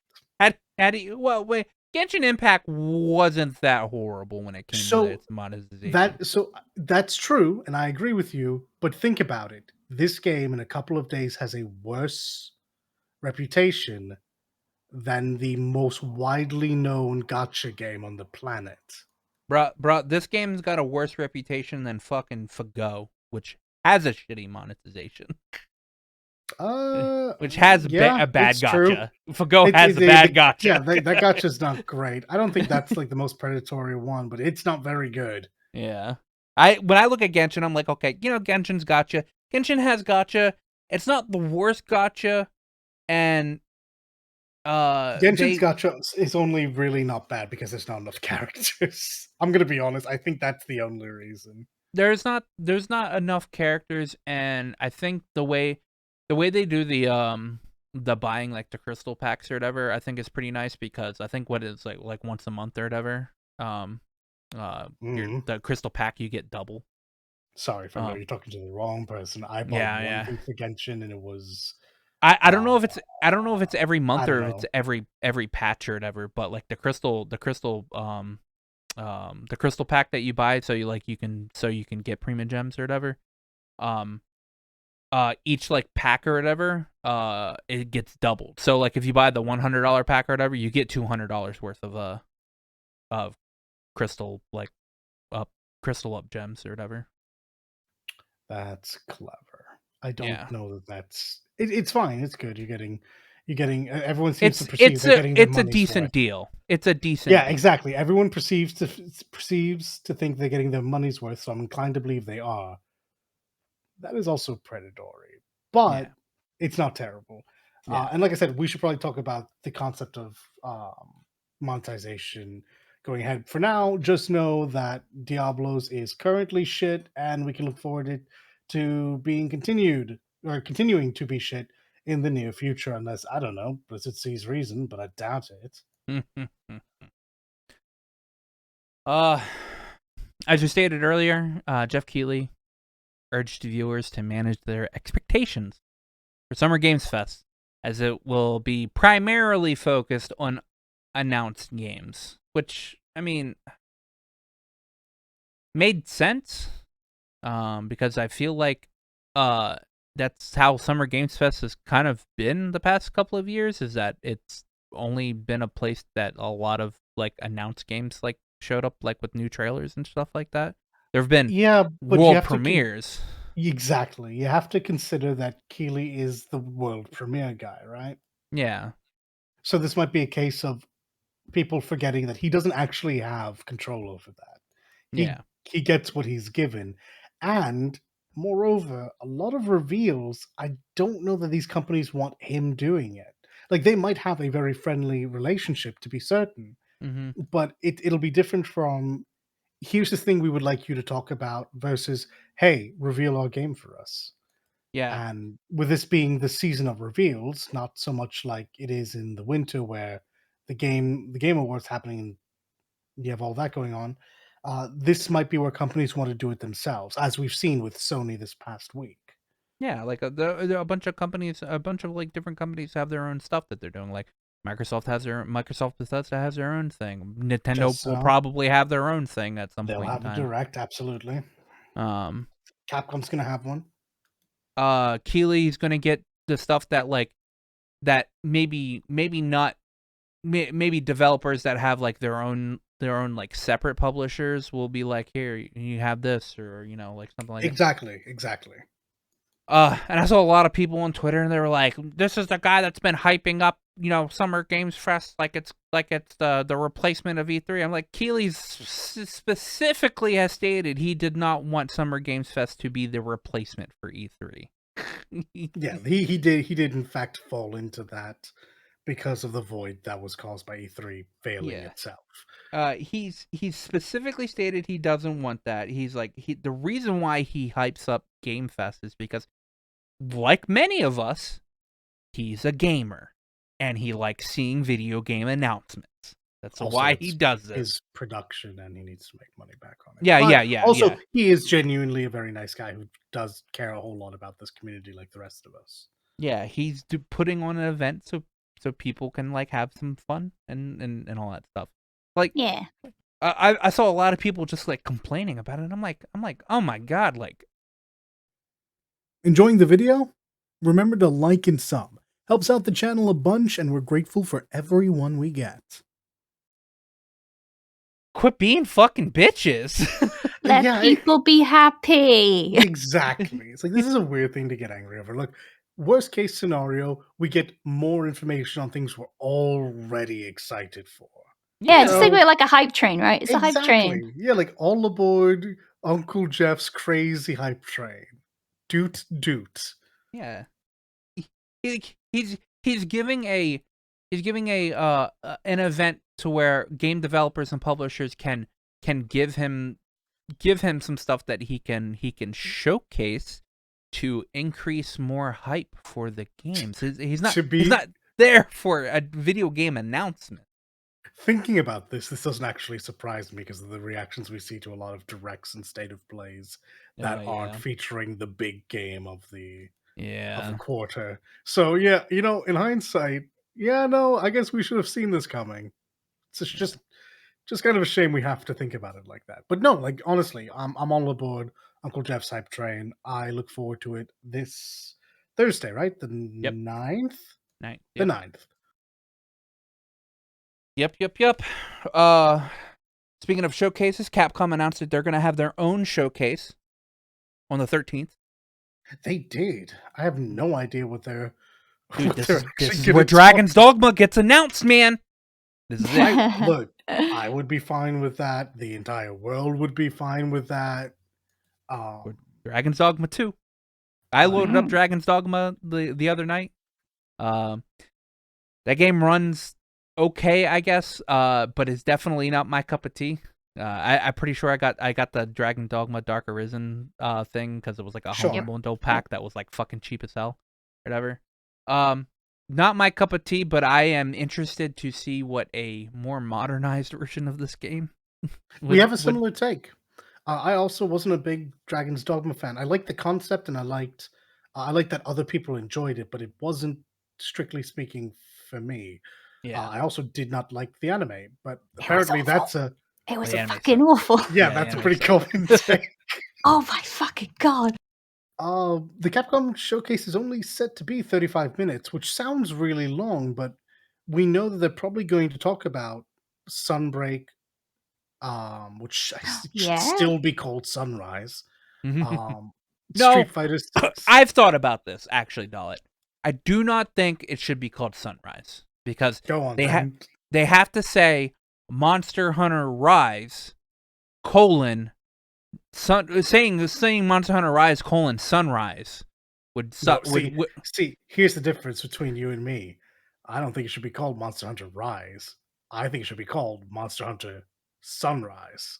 Yeah, but then people would think it's a new game. It's a new Monster Hunter when it's not just when it's just an expansion pack. They have to have the colon in it because it has to be under the category of Monster Hunter Rise. I acknowledge that you are correct, and branding is very important. Yeah, and just think Sunbreak. Sunbreak is another word for saying sunrise. Oh, it is. It's just at Sunbreak. So, but no, you're right. So we'll see more. I thought about this. We'll see more information on Sunbreak because it'll be right around the corner at that point. Presumably, they'll just want to drip feed just a little bit more for Street Fighter 6 to get it continued in the zeitgeist. I assume they're going to want to talk about their not Dino Crisis. I'm sorry. I know we have a name, but it's just Exoprimal. Exoprimal. But for me, it's always just going to be not Dino Crisis. Not Dino Crisis. Yeah. And yes, there's the potential for. I'm sorry. Hold on. First of all, Resi 4. Yeah. And Resi 8 for VR.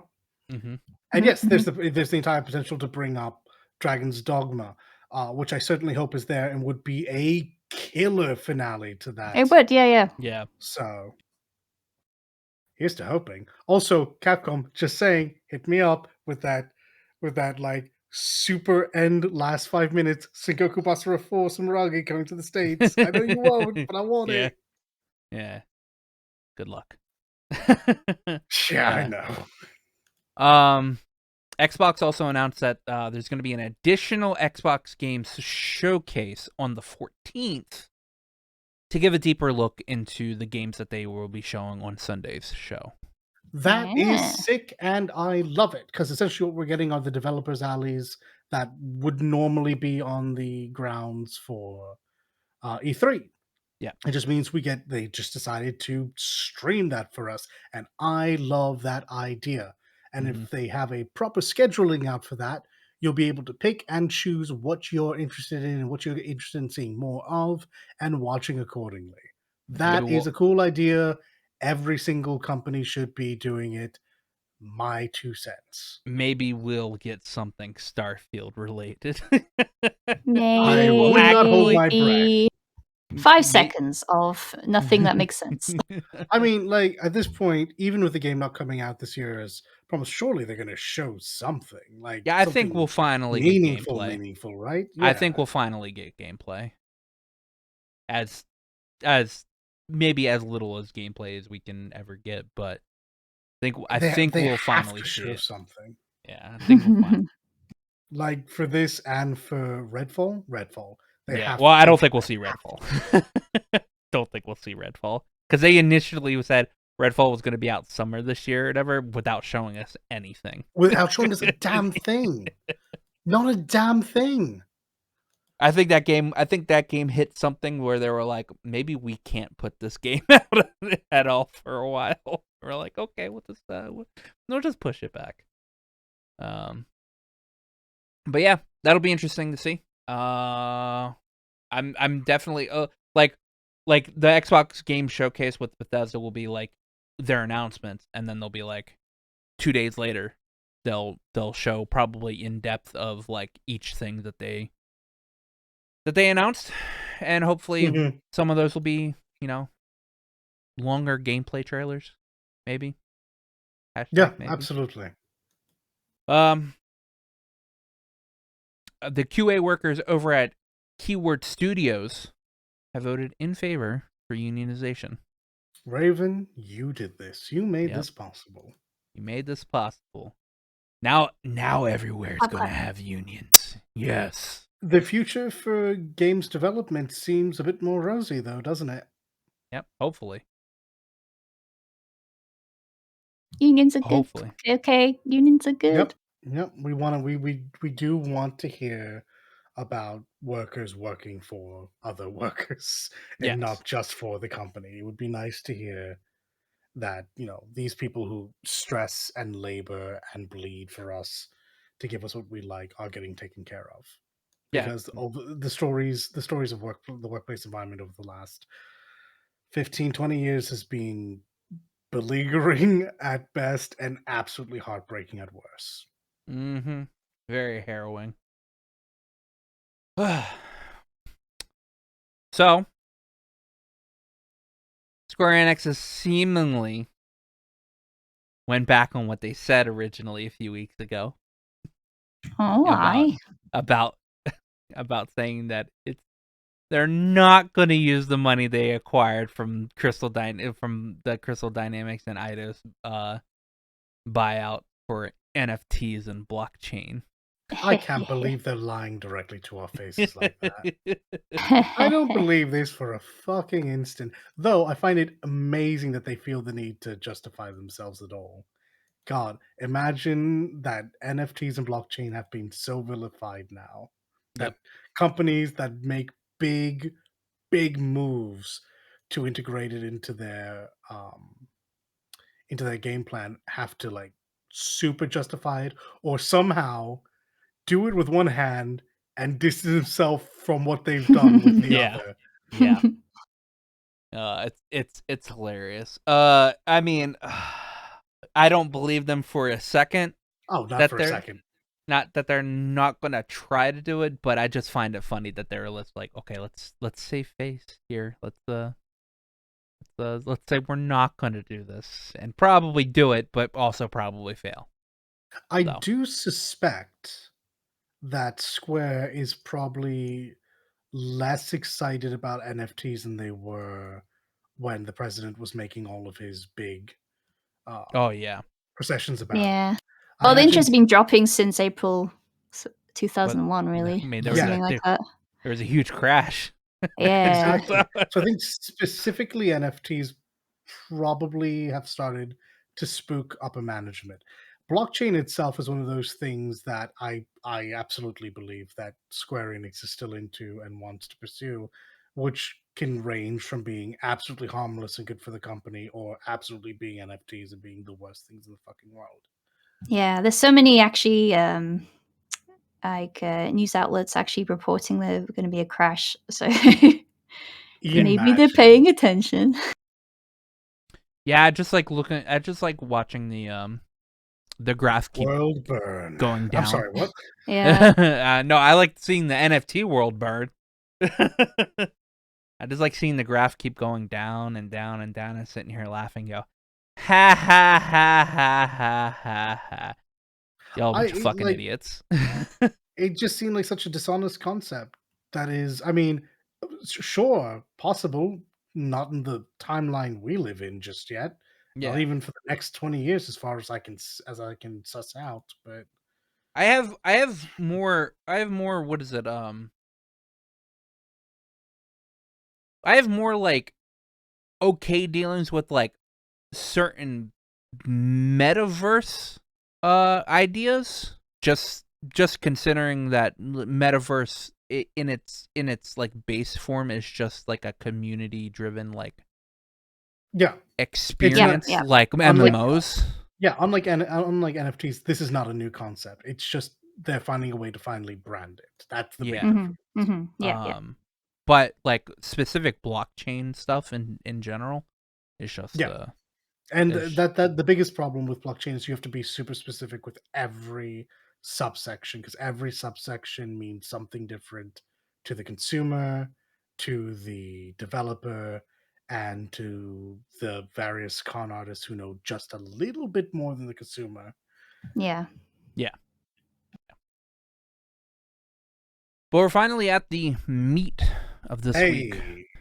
The meat of this week. The proverbial turkey leg of this week. Let's take a bite. PlayStation State of Play. Now, in all honesty, this is probably the best state of play we've had in quite a fucking while. It was so much better than I was expecting. I was expecting to be a bit limp and to go into later on in the month, but nope, they brought the heat. They started this show out with Resident Evil 4 Remake. I specifically called it right off the bat as soon as I saw them put up the date. You could have based off the text. All right. A lot of Resident Evil games recently have come out around March. Is that true? Yeah, let's see. Resident Evil 8 came out in May. I want to say 2 and 3. I want to say 3 the 3 remake came out in March when it did come out. I'm not 100% sure about 2. I think 2 came out in January. So they've all been first quarter, at least, or around first quarter, if not going into second quarter. 2, the font is normally what they use for it. It's a basic font, but how they use it is normally how Capcom normally uses for Resident Evil. And just the way they presented it, or whatever, because they presented it in almost the same way that they did with with Resident Evil Village. And how just like how they basically just have the text for the number text that come up on the screen. And then right after it, you see the R with the Spanish music come up. So it's like immediately after that, caught up. Immediately after that, it's fucking Resident Evil 4. They didn't show any gameplay, but the cutscenes for this fucking game look fucking sick. Mm-hmm. Yeah, it looks great. Let's say all the nice things before I start putting my worries out there. Well, the nice thing is that out of 3 of us, you've probably played it the most. The original. The nice thing is that they didn't make Ashley speak. Well, okay, so that's something that I noticed. You are correct, because I'm already Leon! Yep. Leon! Just sit in this dumpster while I play fucking Hold Down the Fort. I'll be right back. They've changed the voice actors, and that isn't a negative for me. That is something that I think we all saw coming. Oh yeah, So I suspect they do that all the time. Yeah, I suspect Ashley will actually sound great. Yeah, or at least good. It won't be Sandy Cheeks. No, it won't. We also saw, obviously, they've upgraded the graphics, and not only does the lighting in the world look appropriately spoopy, but for me, the first thing I noticed was, hey, Ashley's ears don't stick out 10 feet. That's nice. She doesn't have 2 satellites coming off of her head. Oh. I think Ashley is lovely. I do. But her ears were fucking massive. And boy, oh boy, you could hold back a dam with that. They decided to do the smart thing and poke her ears under her lovely little bob. And I think they rounded out her face a bit. She's adorable. Hey guys, don't forget to sub to the channel if you're into what you're hearing. While you're down there, remember to like the video as much as we like you. You'll be good now. They've aged up Leon a bit because they have to. I think hearing his new voice on that body is a bit weird. It's going to take a bit of getting used to. But I look forward to it. We saw Luis, we saw Sadler, we saw the Big Cheese, Mendez. Big Cheese. Yeah. I believe we saw Ada, but that might have just been Ashley again. There was a flash of Ada. Yes, we got to see like everyone we expect to be there is going to be there. Because at this point, Krauser's definitely going to be there. Albert, I was like, except for Krauser. we didn't see Krauser. But to be fair, we don't even know Krauser's a part of that game till the third act. Well, halfway through the second act anyway. So yeah, fair enough. Yeah, I noted Leon looks closer to the CG Netflix animation, Infinite Darkness. So that made me curious about the timeline. When does that movie fit into the timeline? I believe everything. Every time you see Leon in the movies, it's after 4. After 4. Okay. I think it's always after 4. I think it's always after he's saved. Yeah. Infinite Darkness is after 4. Okay. It's in between. I think it's usually. I think the movies are in between 5 and 6. But don't hold me to that. I'm not as keen on the movies as I am on 4 and 5. Yeah, because Claire's in Infinite Darkness as well. Yeah, and she's grown up. We didn't see the Merchant. That was the one that I was going to point out, even more so than Krauser, who everyone just accepts is going to be there, and he's going to be the big burly American. He's going to be excellent. I really hope they get their voice right. They got to get the Cockney accent. So here's my worry. We didn't see much in terms of gameplay, and we didn't hear people say much. Resident Evil 4, regardless to what anyone wants to say, is not a horror game.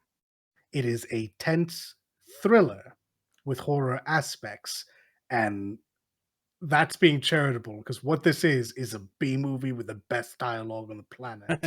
Mm-hmm.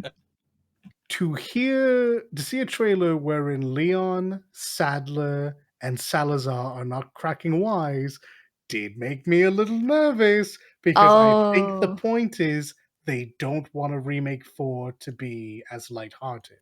I think they want an honest take on a 4 survival horror. Nah. And I don't think it's the worst idea, because the worst thing you could do is try to remake 4. For whatever reason, I don't think even making a shot-for-shot remake has the capacity to capture lightning in a bottle. Yeah. I don't know why. I think if you can do it with something like Demon's Souls just by like putting something over top, maybe they could. I don't think they will.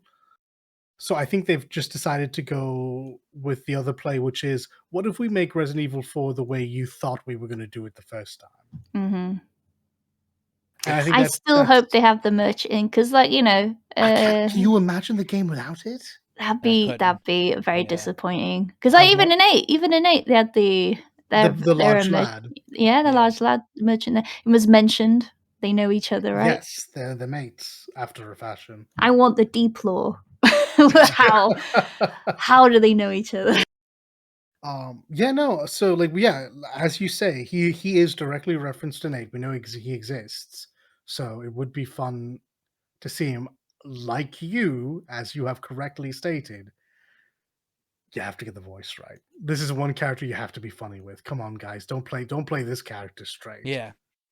You play Leon as straight as you'd like. You play Ada, Krauser, Sadler, whatever. The merchant. What are you buying?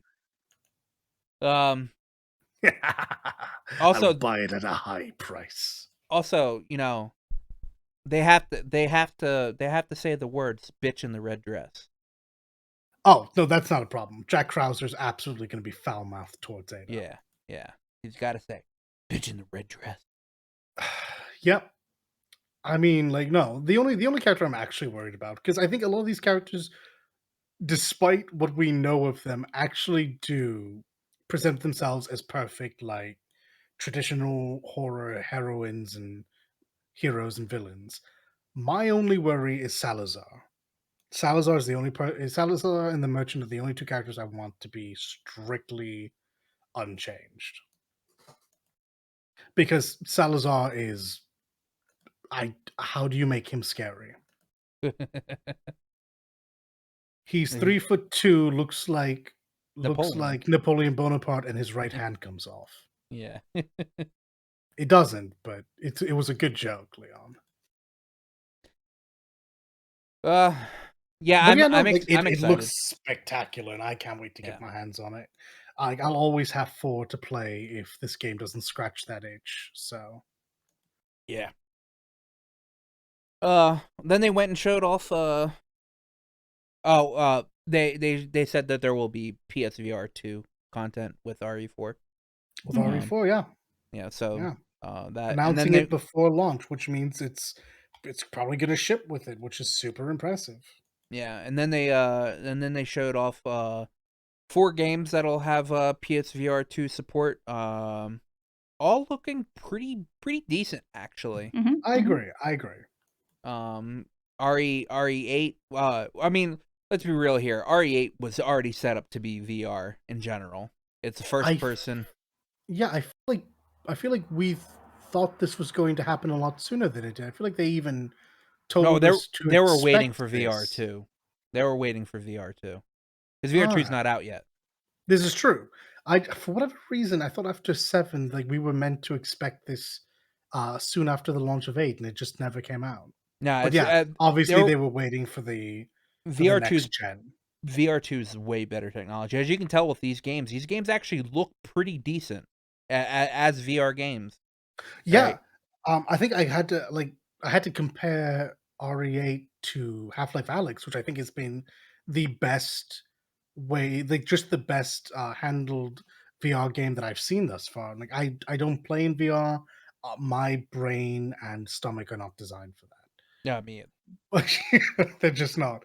But like, looking at what you're able to do with your hands in Alyx and how responsive the game was to that was really impressive. And to see in RE8 someone literally chuck a gun up with one hand, catch it with the other, and swap over something else between their hands as that's happening. And cool. You can dual wield. You get the dual wield in the game too. Guns akimbo, let's go. Yeah, so I mean, RE8, people are gonna VR 2 that just to be actually in first person with Lady Dimitrescu. I wonder how the haptic feedback already. I wonder how the haptic feedback gonna feel when she bites your hand. Oh yeah. That's gonna be weird. They showed off Walking Dead Saints and Sinners Chapter 2 Retribution, which actually looked pretty decent. At first I thought it was Dying Light there for a second, but it did look like it, yeah. But then they revealed what it is.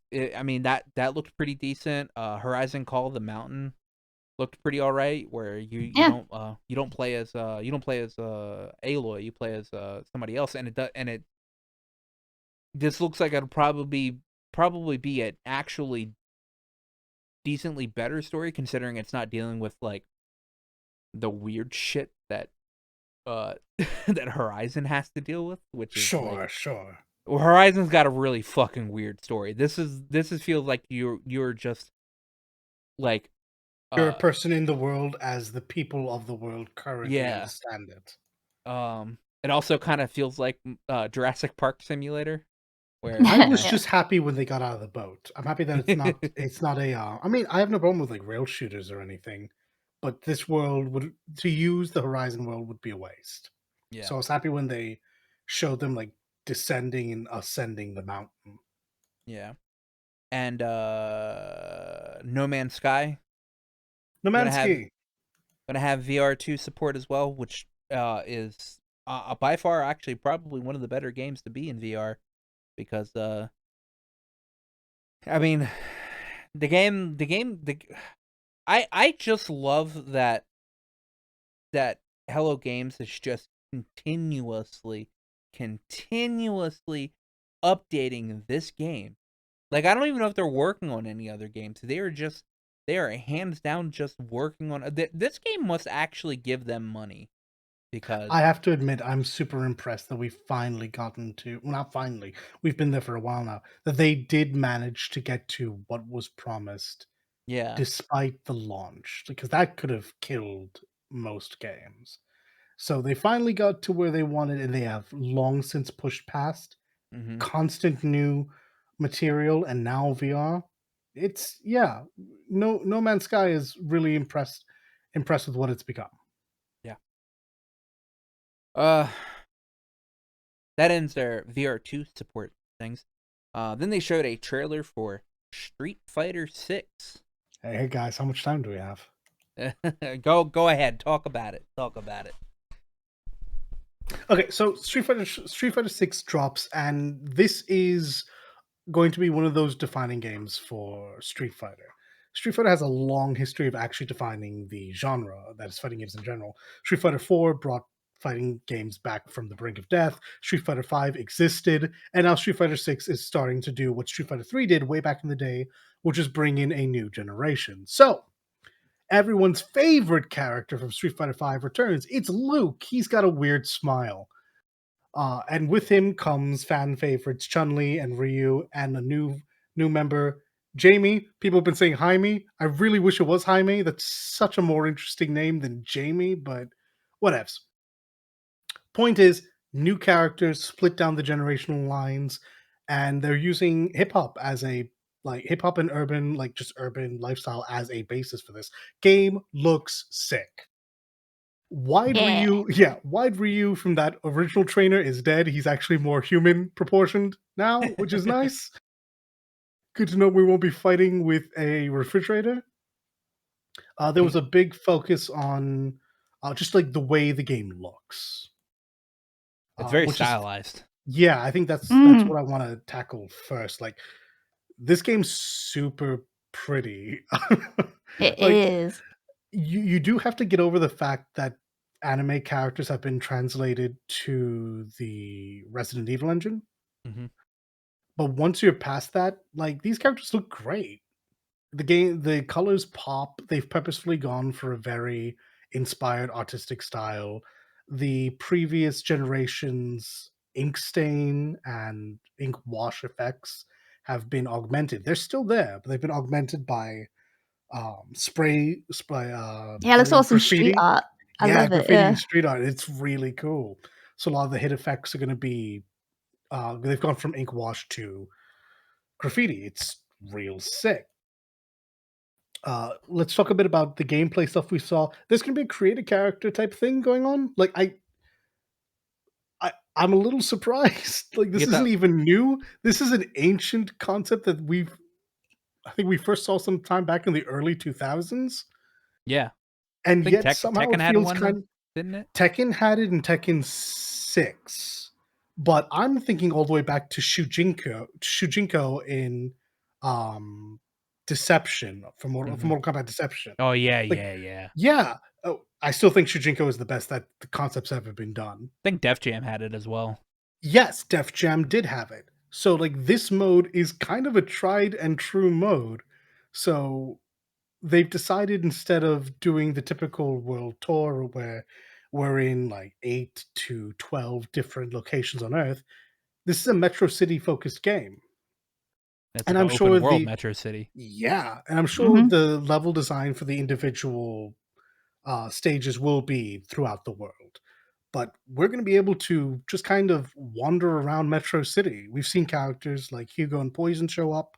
Damned makes an appearance with his big yellow dreadlocks. So I suspect we will be running into various people and not just other creator characters. Though that does put out the ability, maybe this will just be a single player aspect. It's something fighting games There has been need. rumors that it will be like a story mode. Like, Yes. So maybe part of that. Maybe also lobby. So at the end of the trailer, is separate, actually. And yes, Yeah. Oh, go really? ahead. Go at the ahead. end of the trailer, they showed what was seemingly going to be the hub section Right. Yeah, Okay. for fighting, So for online fighting.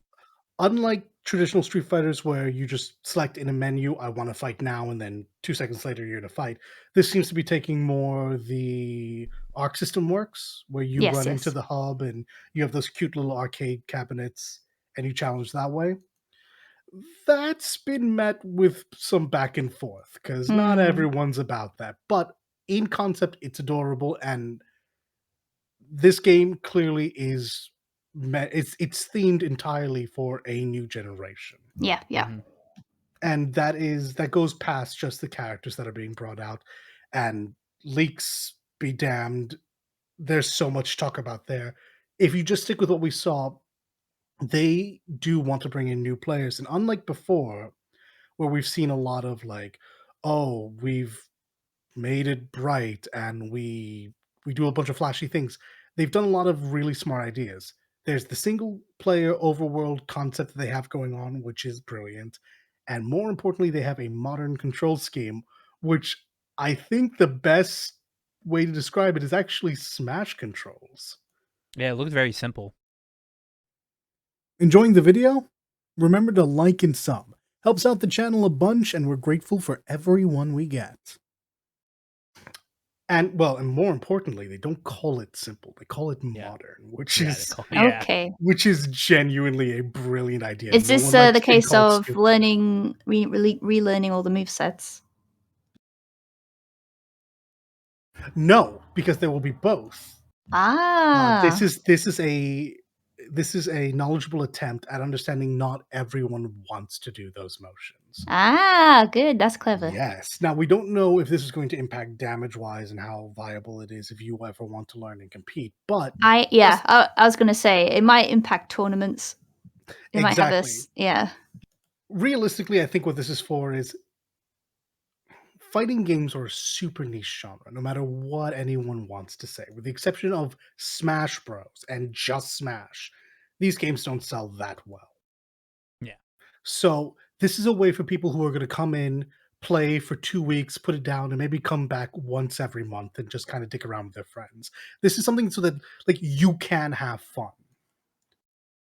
In the past, they were able to get around this, or they weren't able to get around this, honestly. Sean, who isn't in this game, that's a problem that I'll get to in a different time, was strictly designed so that better people at the game would have a worse character when they were playing with their friends. That's where that caveman mindset used to be. And now it's just, no, now we'll give them a way to play the game and have full access to the characters, and everyone gets to have fun. And it doesn't necessarily impact the people who want to sit in ranked for 14 hours, sweat it out, and become the best in the world. Yeah. Anyhow, I've gone on about this for too long. The game looks great.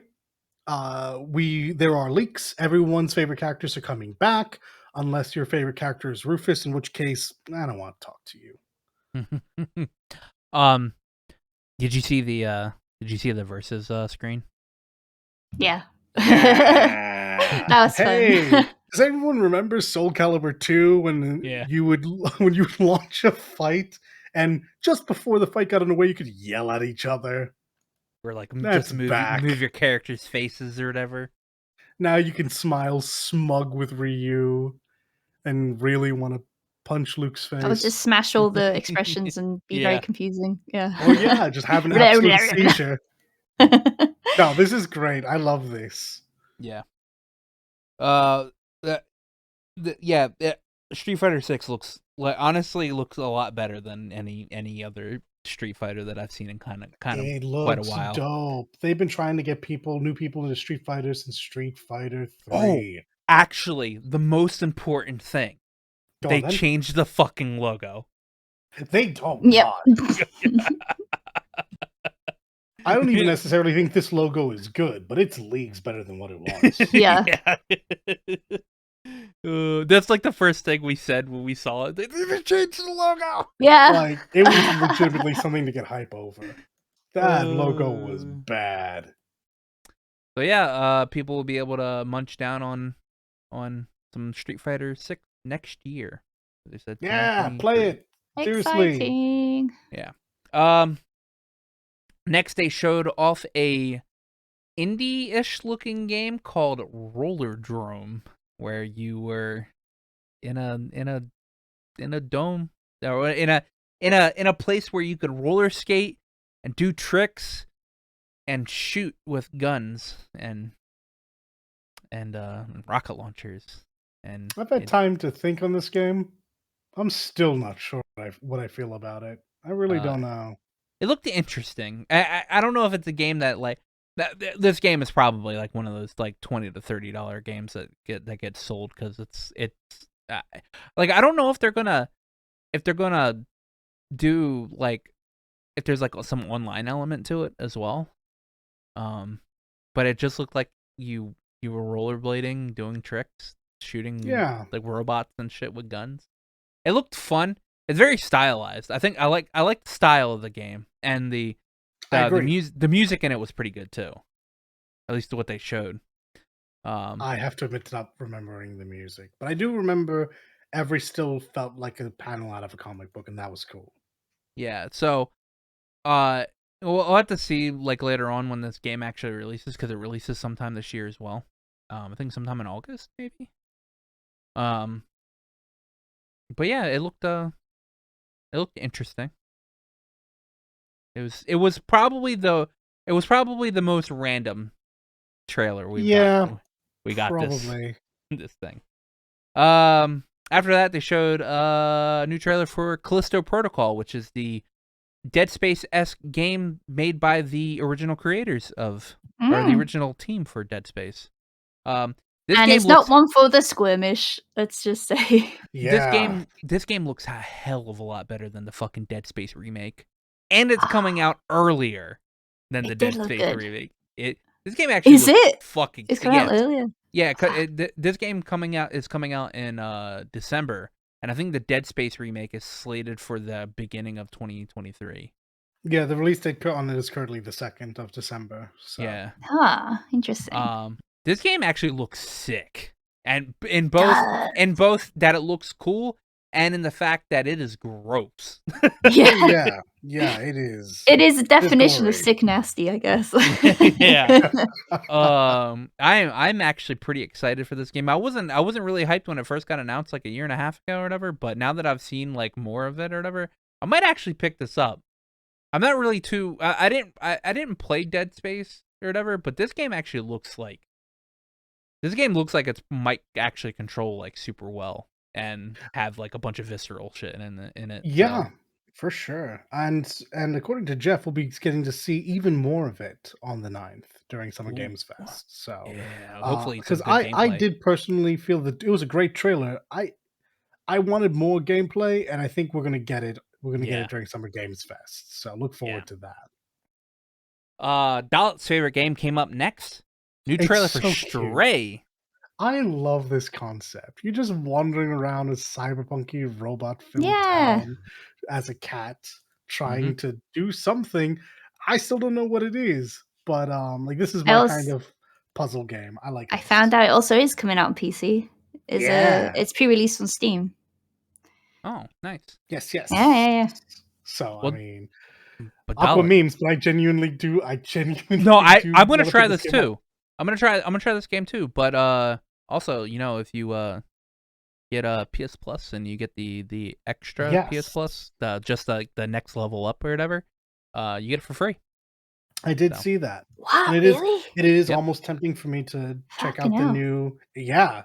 new PlayStation offerings and get this adorable game along with it. Yeah, and not only that, you get all of those other all those other PS4 and PS5 games on Yeah, I think it's the $16 version of that PS Plus. sounds correct. Yeah, So I it's believe just that the is one up. unlimited. It's the one up version, not like the premium. So I mean, if you haven't played Death Stranding Director's Cut, you get that for free on there too. So Yeah, it seems like this is the time. I mean, I was always going to go back to PlayStation Plus at some point. I guess this is as good a time for me to check out the new upgrades as ever. yeah, so we can play that Stray. It looks so cute. Our list is actually out of order because I'm pretty sure after the VR stuff or whatever is when they showed this. But Spider-Man Remastered is coming to PC. Yes, Sony Yeah. continues its chance of taking its first-party titles and transplanting them onto the PC. I think this is great. I Yeah, can't wait for the dude. mods. So Sony was like, we want to make more money, and now more money will be made because this will probably blow Horizon out of the water on PC. You have sold as many units as you are going to sell on the consoles that are out. Now you get to sell more units on a console that did not have access to it. Yeah, Correct. yeah. So many people are gonna buy this. Yeah, and I can't wait for the mod. Yeah, dude. Imagine new Spider-Man suits. Yeah, I Right. imagine it'll be like the first thing people mess around with. Yeah. Well, no, no, no, no, no, no, no, no, no, no, no. Okay, the second thing, but Yeah. There will be a lot of nude Mary Jane mods. Let's be real here. Oh god. yeah. Yeah, there will be mods for this one there. I mean, a lot of mods are positive. Yes, I and guess the Mary Jane mod would be positive for some people, but Yeah. let's not encourage. Yeah. Yeah. They showed a new they showed the PS4, PS5 trailer for Tunic. it's such a Mhm. good game. I definitely think that if you can spare the shekels, you should definitely check it out. It was Yep. fun. And then they showed a new trailer for Season. A message to the Yeah. future. I am excited. I'm actually wanna play this. Looks so cool. So Very atmospheric. I wanna buzzkill before we talk about all the good things because I think with this game should end with the good things. Hmm. Have you heard the rumors of the development on this? No, I have No. not. Supposedly, Season's development has been very troubled with workplace harassment. No. Ah, shit. I'm still not 100% sure onto the specifics. This is stuff I looked up today when I was finally feeling well, and yeah, season seems to have had people who were suspended and CEOs that might have left after harassment allegations. Oh, damn. Ah, fucking hell. So, I mean, this like definitely this is not something that I think you shouldn't support the devs on. I think you should absolutely pick up this game, but it is Yeah. important, I thought, at the severity of the development that it should be known. Yeah. But now that that's out there and everyone understands, let's talk about how adorable this game is, how great it sounds, and like how this could like, despite the environment of its creation, feels like it could actually do a lot of healing for people. Yeah, this feels like a very chill game. Yeah. The art style is great. The concept is wonderful. The whoever's doing the sound of this game made me feel real good. I love the way it sounds. Oh yeah, just the design of like the environments and everything sounds really nice. Yeah, yeah. There's a Just might lot of good about this game. This might be like super chill to just ride around this massive I don't know how massive, but like this openish world on your bike, going around talking to random people, seeing what their story is. hmm And stories seem to play a very big part of what this game is. So Yeah. Uh. Did that also coming out in August as well? I forget that they put a release date on it. Seasons is coming out. It's the fall of this year. I just don't know when. Did we get a date? I'm Is pretty it sure still we just... did. Huh. Season. I don't know what it is. I just know it's autumn at some point. Oh, it's not updated on Steam, so because it is going to be on Steam as well. Yes. One thing I didn't actually put on this list, and I don't understand how I didn't put it on this list because it was the most anime fucking thing that was in the fucking showcase. My goodness. Eternights got announced, which is a action JRPG mixed with dating sim. Lee, the speed of your call out on this game was... Yeah. Oh, come on. It was like, it was okay, so good. I saw it for what it was immediately. It gave me very at least in the from the production of what the game looked like, it gave me very Hey guys, don't forget to sub to the channel if you're into what you're hearing. While you're down there, remember to like the video as much as we like you. You'll be good now. 13 Sentinels vibes of how like maybe I agree. The story might be like a little off the walls. I still haven't. I thought this was probably going to be I thought this was also going to be like a follow up to that. It's not the same type of game at all, which is interesting. It's an action. It's an action combat game just with some. It's an action combat harem game. I was about to say with dating sim elements in it. I mean, there's a point where you get to press L2 to hold hands.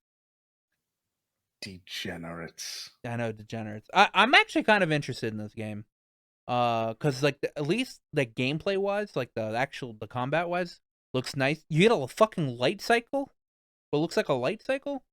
Yeah.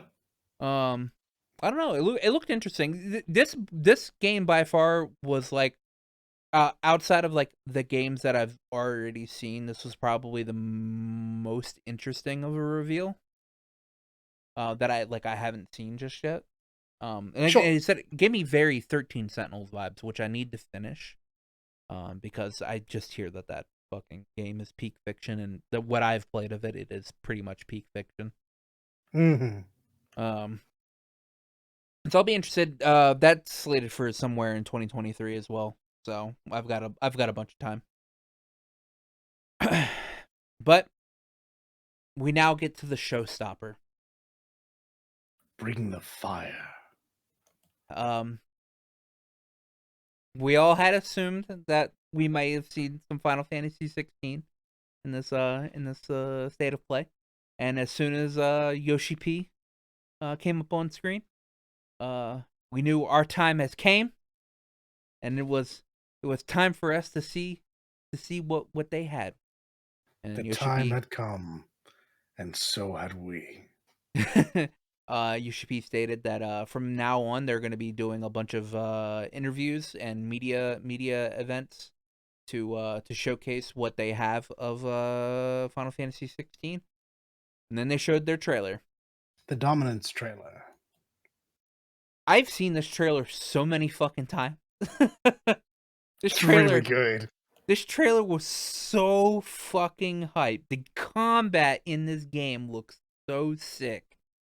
Like, you can immediately tell that the DMC guy doing it, and it is the DMC guy doing it.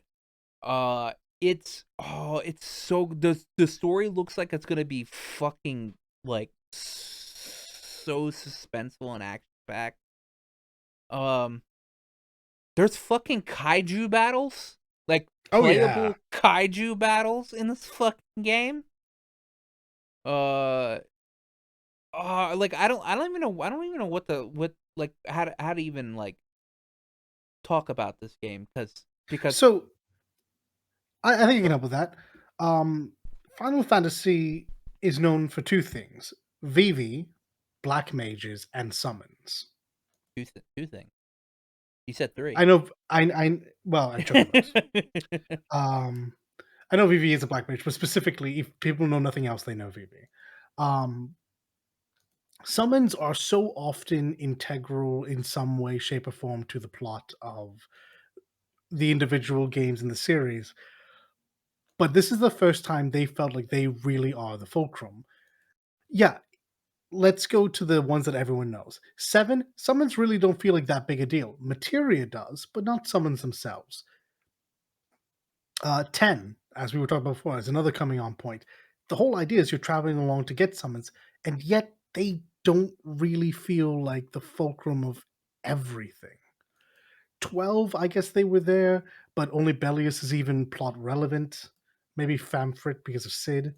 This is the first time where like these summons feel like the focal point of the story of the game. You are playing Sharp Clive. You're playing Clive, and you are amongst a group of people that can embody these.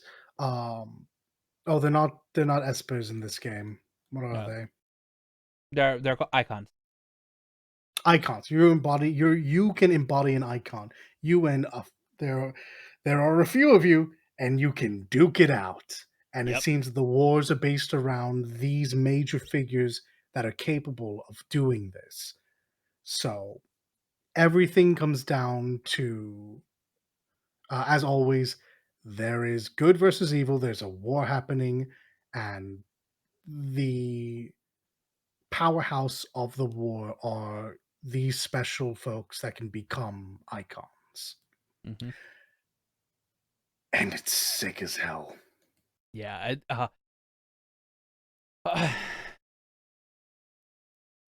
I've never been more hyped for a video game, all right, than I am like right now for this game, because it just seems like everything is going like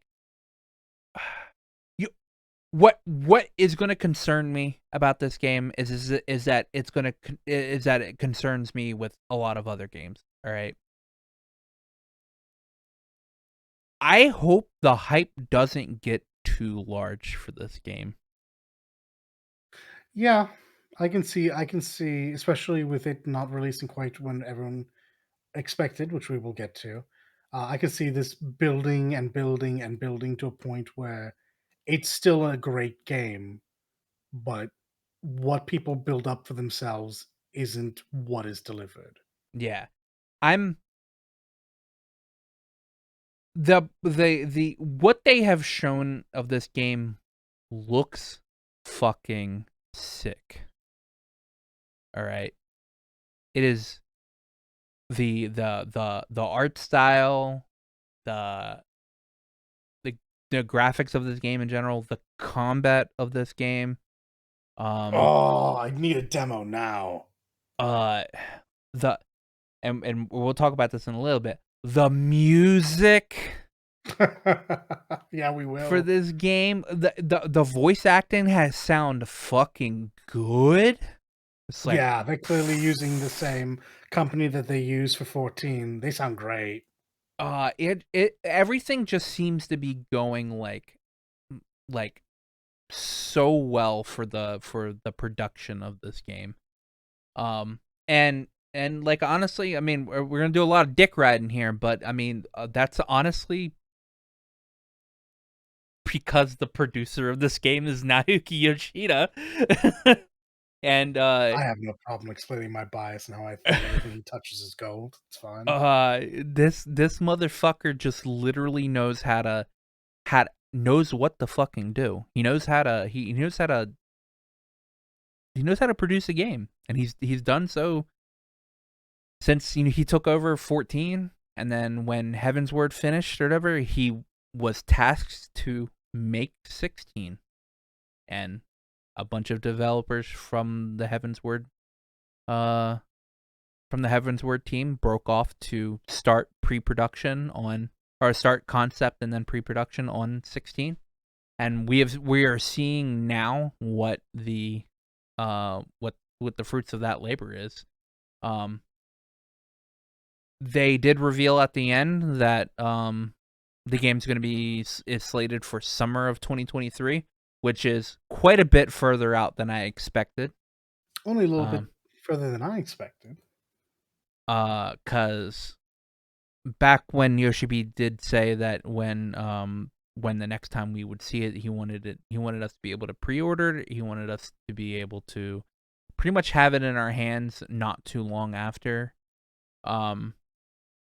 Maybe he realized after saying that maybe that was a bit too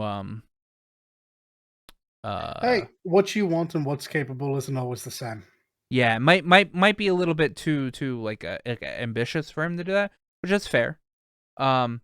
We do know that the game the game can be played from beginning to end right now, Yes. in its entirety, and that the next year, the next over a year is going to be specifically put towards marketing and quality of life for this game, which is actually a ridiculous amount of time for a quality check for a video game. Usually it's spread out from like 6 to 9 months. This is literally over a year that they're going to be taking. I do have to admit, I'm also a little surprised. This is just for polish. What I'm surprised that it's just that it's like fully just for polish, but I'm also not surprised that coming from Yoshi P in general, considering he has seen what the other directors have done with the Final Fantasy franchise the past couple of entries, and how a lot of those games have not been the best polished video games to come out, and doesn't want the first single player Final Fantasy game that he's ever developed or that he's ever had his hands put on to end up being like a 15 or the reception that 13 had, or 13 was poisoned for a different reason. So far as I'm aware, 13.2 and 13.3 were well put together games. 13 wasn't very polished. Or 13.2 I think was probably the most polished as on release. Mm-hmm. I don't think 13.3 was. No? All right, fair enough. No. I didn't play either of them. It's just going off of what I've heard. But I mean, Yoshi P is very calculating when it comes to his decisions. All right. He's only ever had to push back something once or twice just due to COVID, maybe mostly. like, yeah, pretty much COVID or whatever. And that's only been like a couple of patches when it comes to 14, or a couple of like content releases when it has come to 14. And if something ever goes wrong, he is the first one to step up and say that it's his fault, even if it's not his fault. So yeah, I mean, I'm a bit surprised it's going to be summer of next year, but if they're literally putting this, if Square Enix is allowing him this much time to just do quality assurance for this game, this game will at least be a good video game when it comes out, at the very least. Yeah, I think that's kind of important. I think a lot of crunch in video games leads to good games that launch less than perfect because the time that was allowed for that polish period is just too short. And I think we look at a year and go, that's so long. But realistically, I mean, there's a lot of game to look over and a lot of adjustments to be made. And polish doesn't just mean making things shiny and nice. Like I'm sure there's a lot of stuff that is perhaps unfinished still. Mm-hmm. It Yeah. just doesn't impact getting from beginning to end of the game. Yeah. So it's entirely possible that what we're looking at is honestly just the most realistic any company has had to actually sit down and finish their work. And it can't be overstated enough that a lot of that probably very likely is just down to Yoshida-san's prior victories. Yeah. The teams he has rebuilt and put forward have done work to revitalize Square and really rip it back from a very, very dark potentiality. at the launch of 14, and now he has his opportunity. I think he mentioned it all the way back in Heavensward that he would one day want to do a mainline, and as you said, he wouldn't want to mess this up. No, and if nothing else, the whole team working on this understands the immense weight they're under after 14's like just routine excellence and 15's less than stellar outing. mm-hmm. Like they have a chance to once again revitalize this series. Yeah, and this game looks like it's going to be fucking massive. God, can we talk about like how this game looks? Oh, it's so pretty. Yes. It's this is an Unreal 4, right? Hey guys, don't forget to sub to the channel if you're into what you're hearing. While you're down there, remember to like the video as much as we like you. You'll be good now. I don't think this is 4. I don't think it's 5. I don't think it's 5. I guess it couldn't be 5. Yeah, because they've been developing it for quite a long time. I think this is Unreal 4. Yeah, it looks great. It looks great. It's just ridiculous how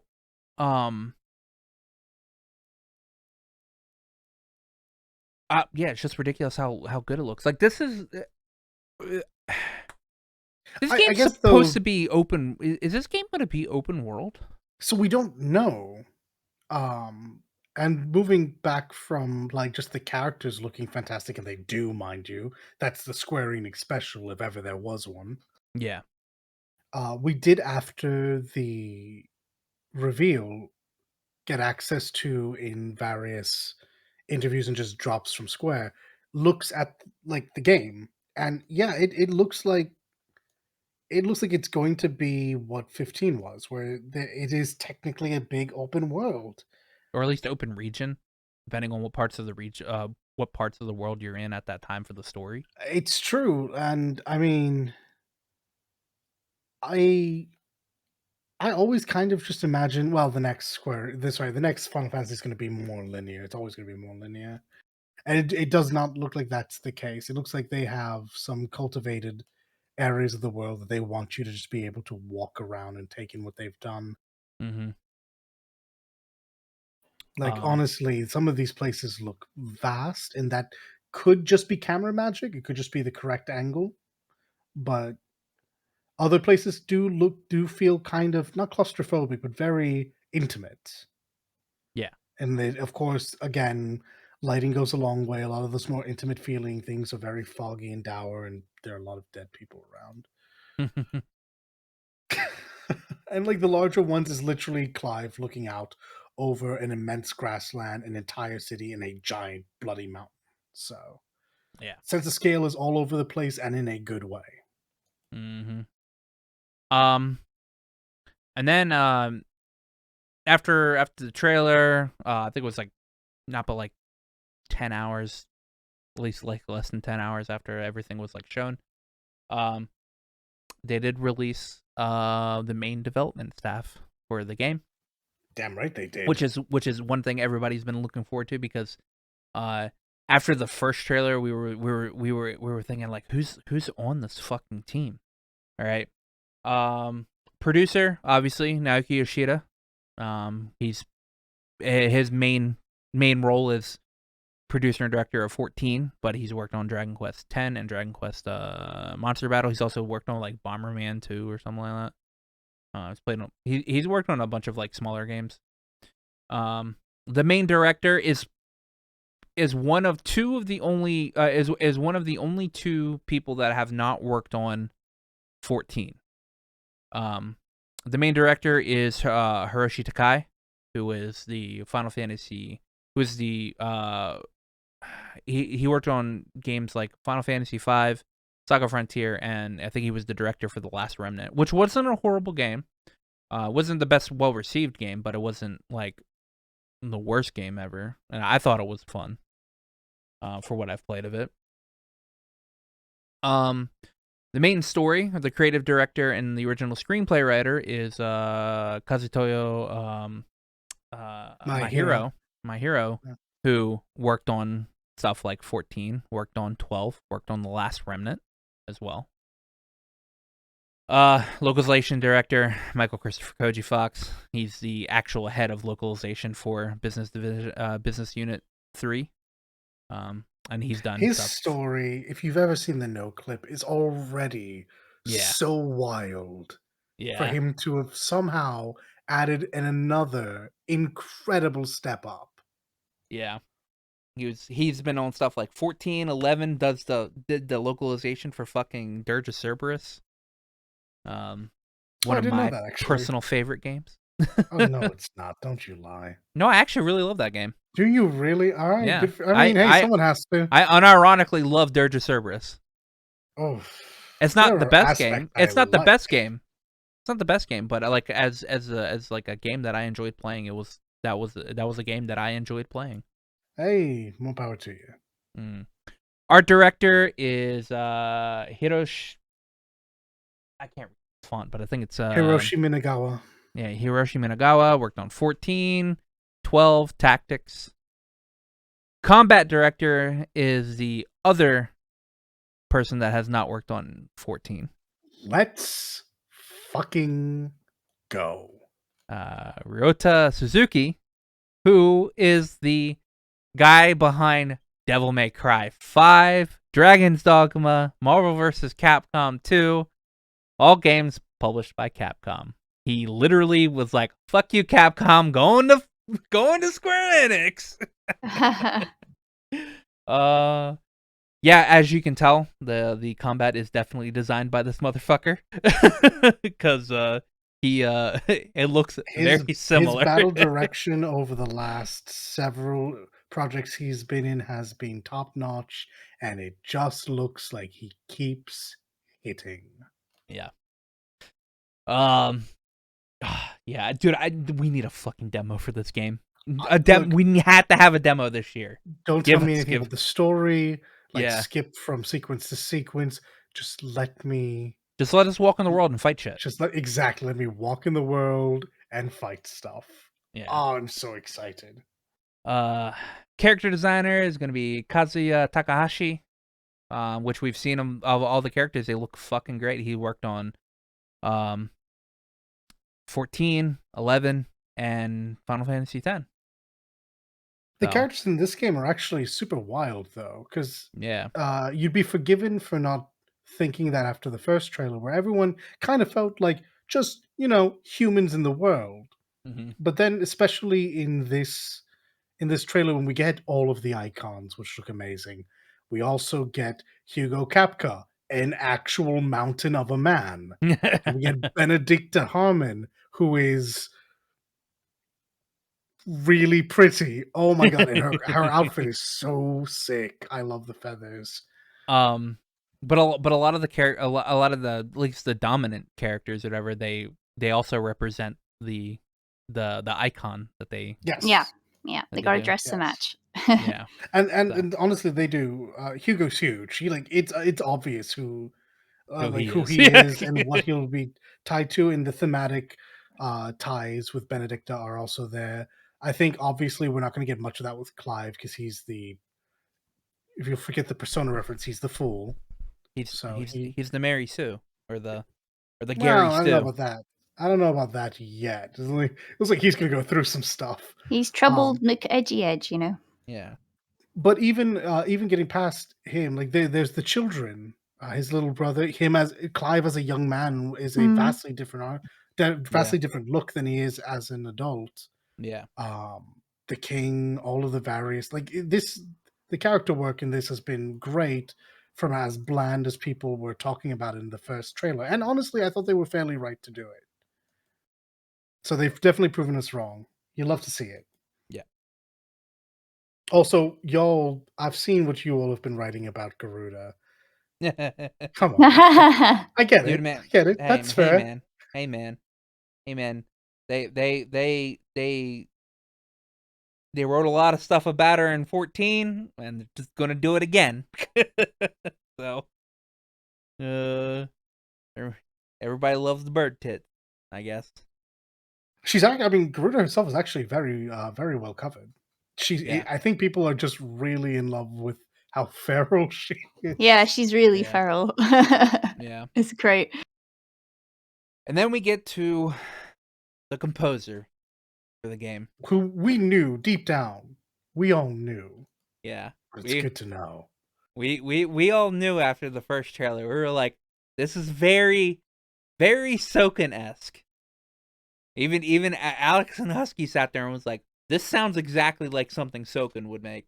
I'm pretty sure Alex legitimately took the music from the first trailer and layered over 14 14 themes and little passages and fragments, and they were Match. clearly it's clearly, like, for lack of better words, it's the same language. Yeah.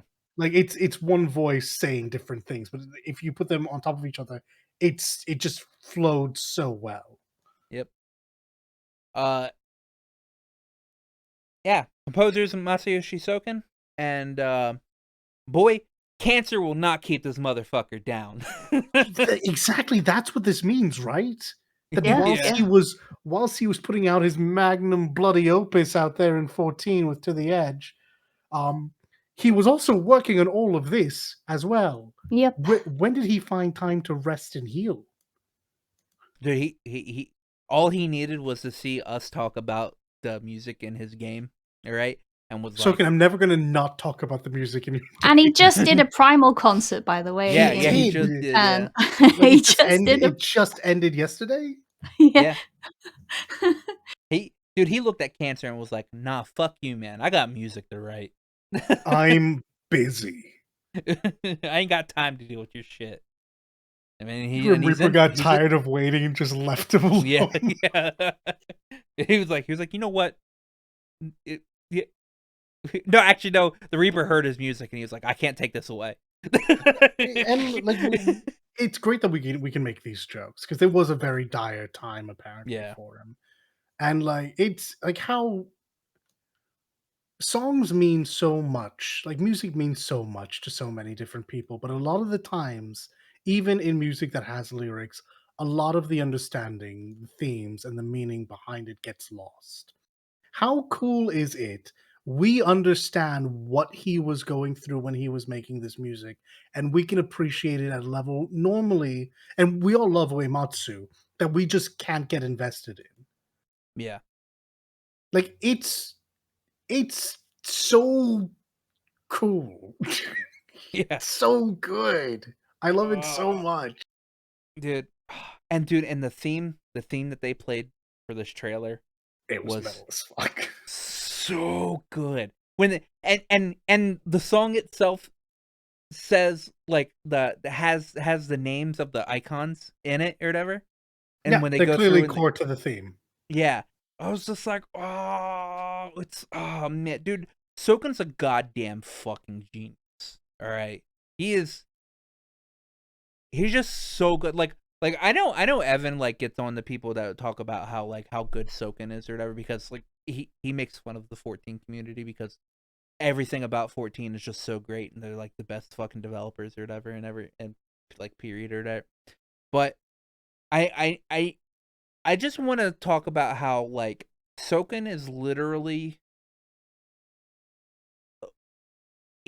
he's not the best composer, obviously, but I honestly I think after like maybe 10 more years or whatever, he's gonna be literally like top 3. It's like really for video cool. games. Soken is yeah, perhaps he's not the best at any specific thing, but he's so wide in general in his uses. It's actually fairly impressive.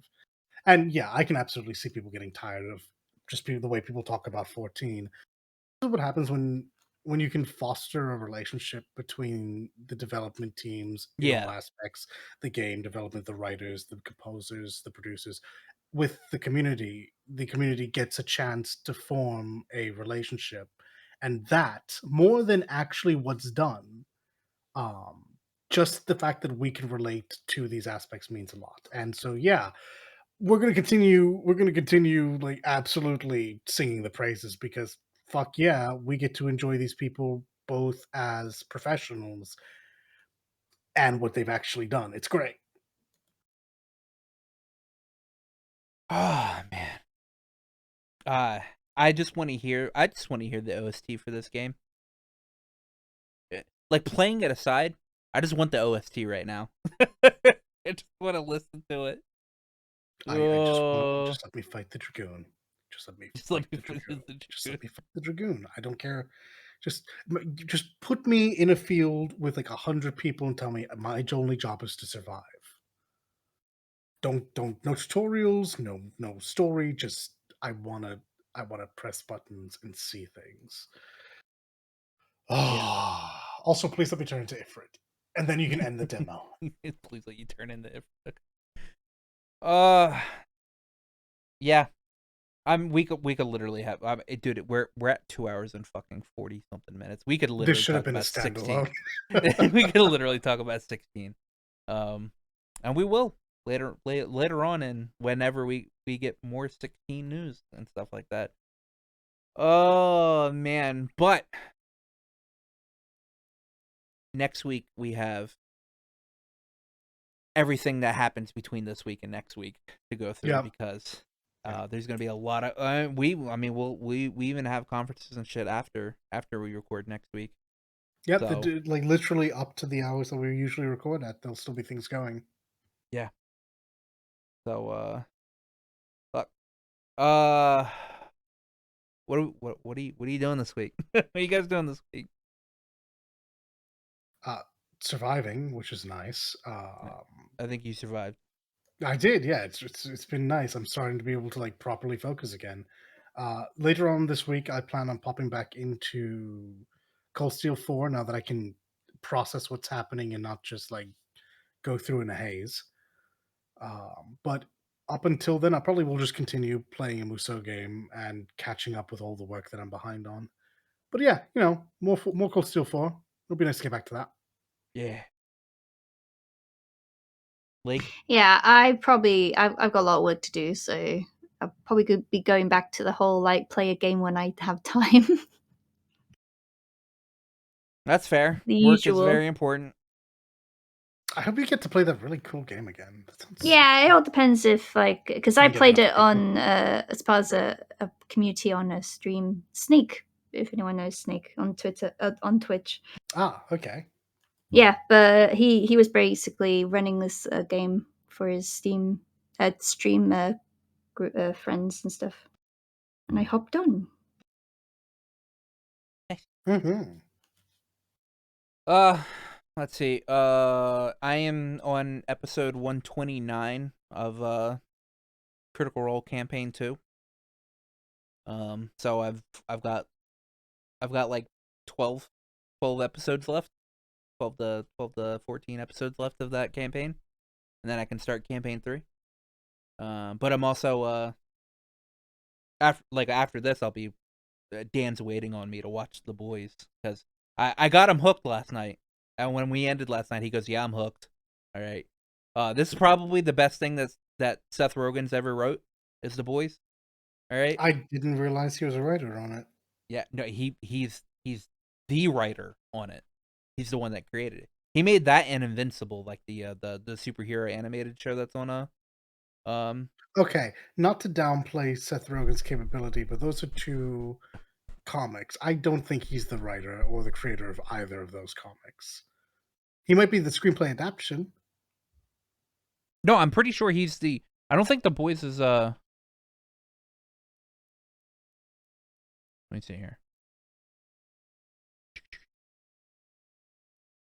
Fucking. All right.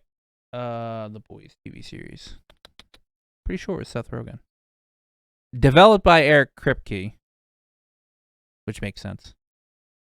Where is he at? Or maybe he's the producer. I don't know. Seth Rogen's name is on this thing somewhere. Okay, here we go. Yeah, executive producers. There we go. This is the best. Money into it then. Yeah, this is the best thing Seth Rogen has his name on. I'll say that. Oh yeah, no, probably. I can't imagine anything else right now that's beating it out. And this is probably one of the best roles I've seen Carl Urban play, where he pretty much gets to play himself. Damn. I like Carl Urban as an actor. Yeah, I mean he gets to keep his New Zealand accent. He gets to be. Yeah, he's Kiwi. He gets to. Yeah. He gets to be. He gets to be as New Zealand as he can be. Whatever. His like fucking catchphrase is fucking diabolical. All right, like so much shit go. Like this show is hilarious, but also extremely fucked up. Yeah, that checks out from what I've seen of it. Yeah, it's great. Anyway, I got Dan hooked, so we'll be watching that.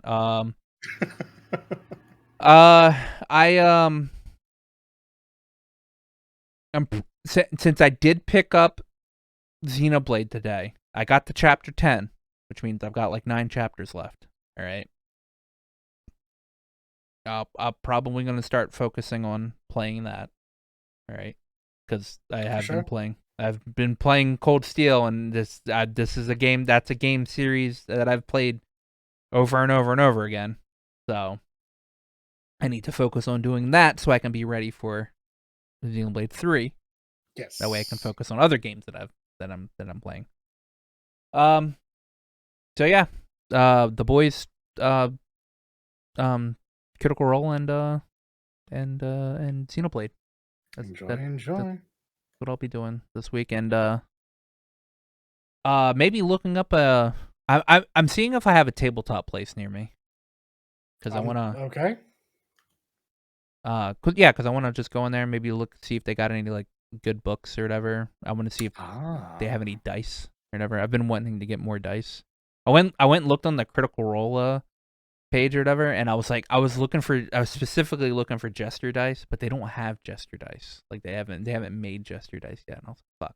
But they do have Vexalia dice, and which looks really cool. So I might get some Vexalia dice. But yeah. I'm just looking. We have like a toys, like a figure store / comic book store that's like near where I live. So I'm gonna see what they have. I know the owner of that store actually comes in the Walgreens very often to look to see to pick up any like Walgreens exclusive figures that we get. Oh, fair. So I want to see what they have there. So yeah, that's what I'll be doing this week. And watching all of the gaming news that comes out this week. Yeah, we are gonna have plenty to catch up on, and that almost goes without saying. It's gonna be a big week. Yeah. Also, the KOTOR 2 Switch version comes out this week as well. I signed up to maybe get a free copy, so maybe hopefully I'll get that. It does come with so I did look it up. It does come with the restoration content packaged into it. So I was like, okay. I was like, you know what? I signed up for the free copy, and they ask you why should we do this, and I was like I've played both. I played both the Xbox and the PC version so much that I kind of want to see what the differences between each thing is. Like I'll make a video talking about like what's probably the best version to play on. I mean, obviously it's going to be PC, but because you can get so many more mods put onto it, but there obviously might be like a advantage to playing on the Switch version. It's not a very high intense game to play, to run. So that is certainly true. And KOTOR is really fucking fun. So yeah, we will see you guys for Hell Week next week. And if you got this far into our almost 3-hour fucking podcast this week, holy shit, then please give us a like and subscribe. Tell us if we're doing anything wrong, which we are, obviously. And yeah, we'll see you guys next week. All aboard the hype train. Goodbye. Before you go, remember to like, comment, and sub to us. Not only does it help out the channel and let us know what you're into, but it also makes you 100% cooler than everybody else. I checked with Aqua. It's definitely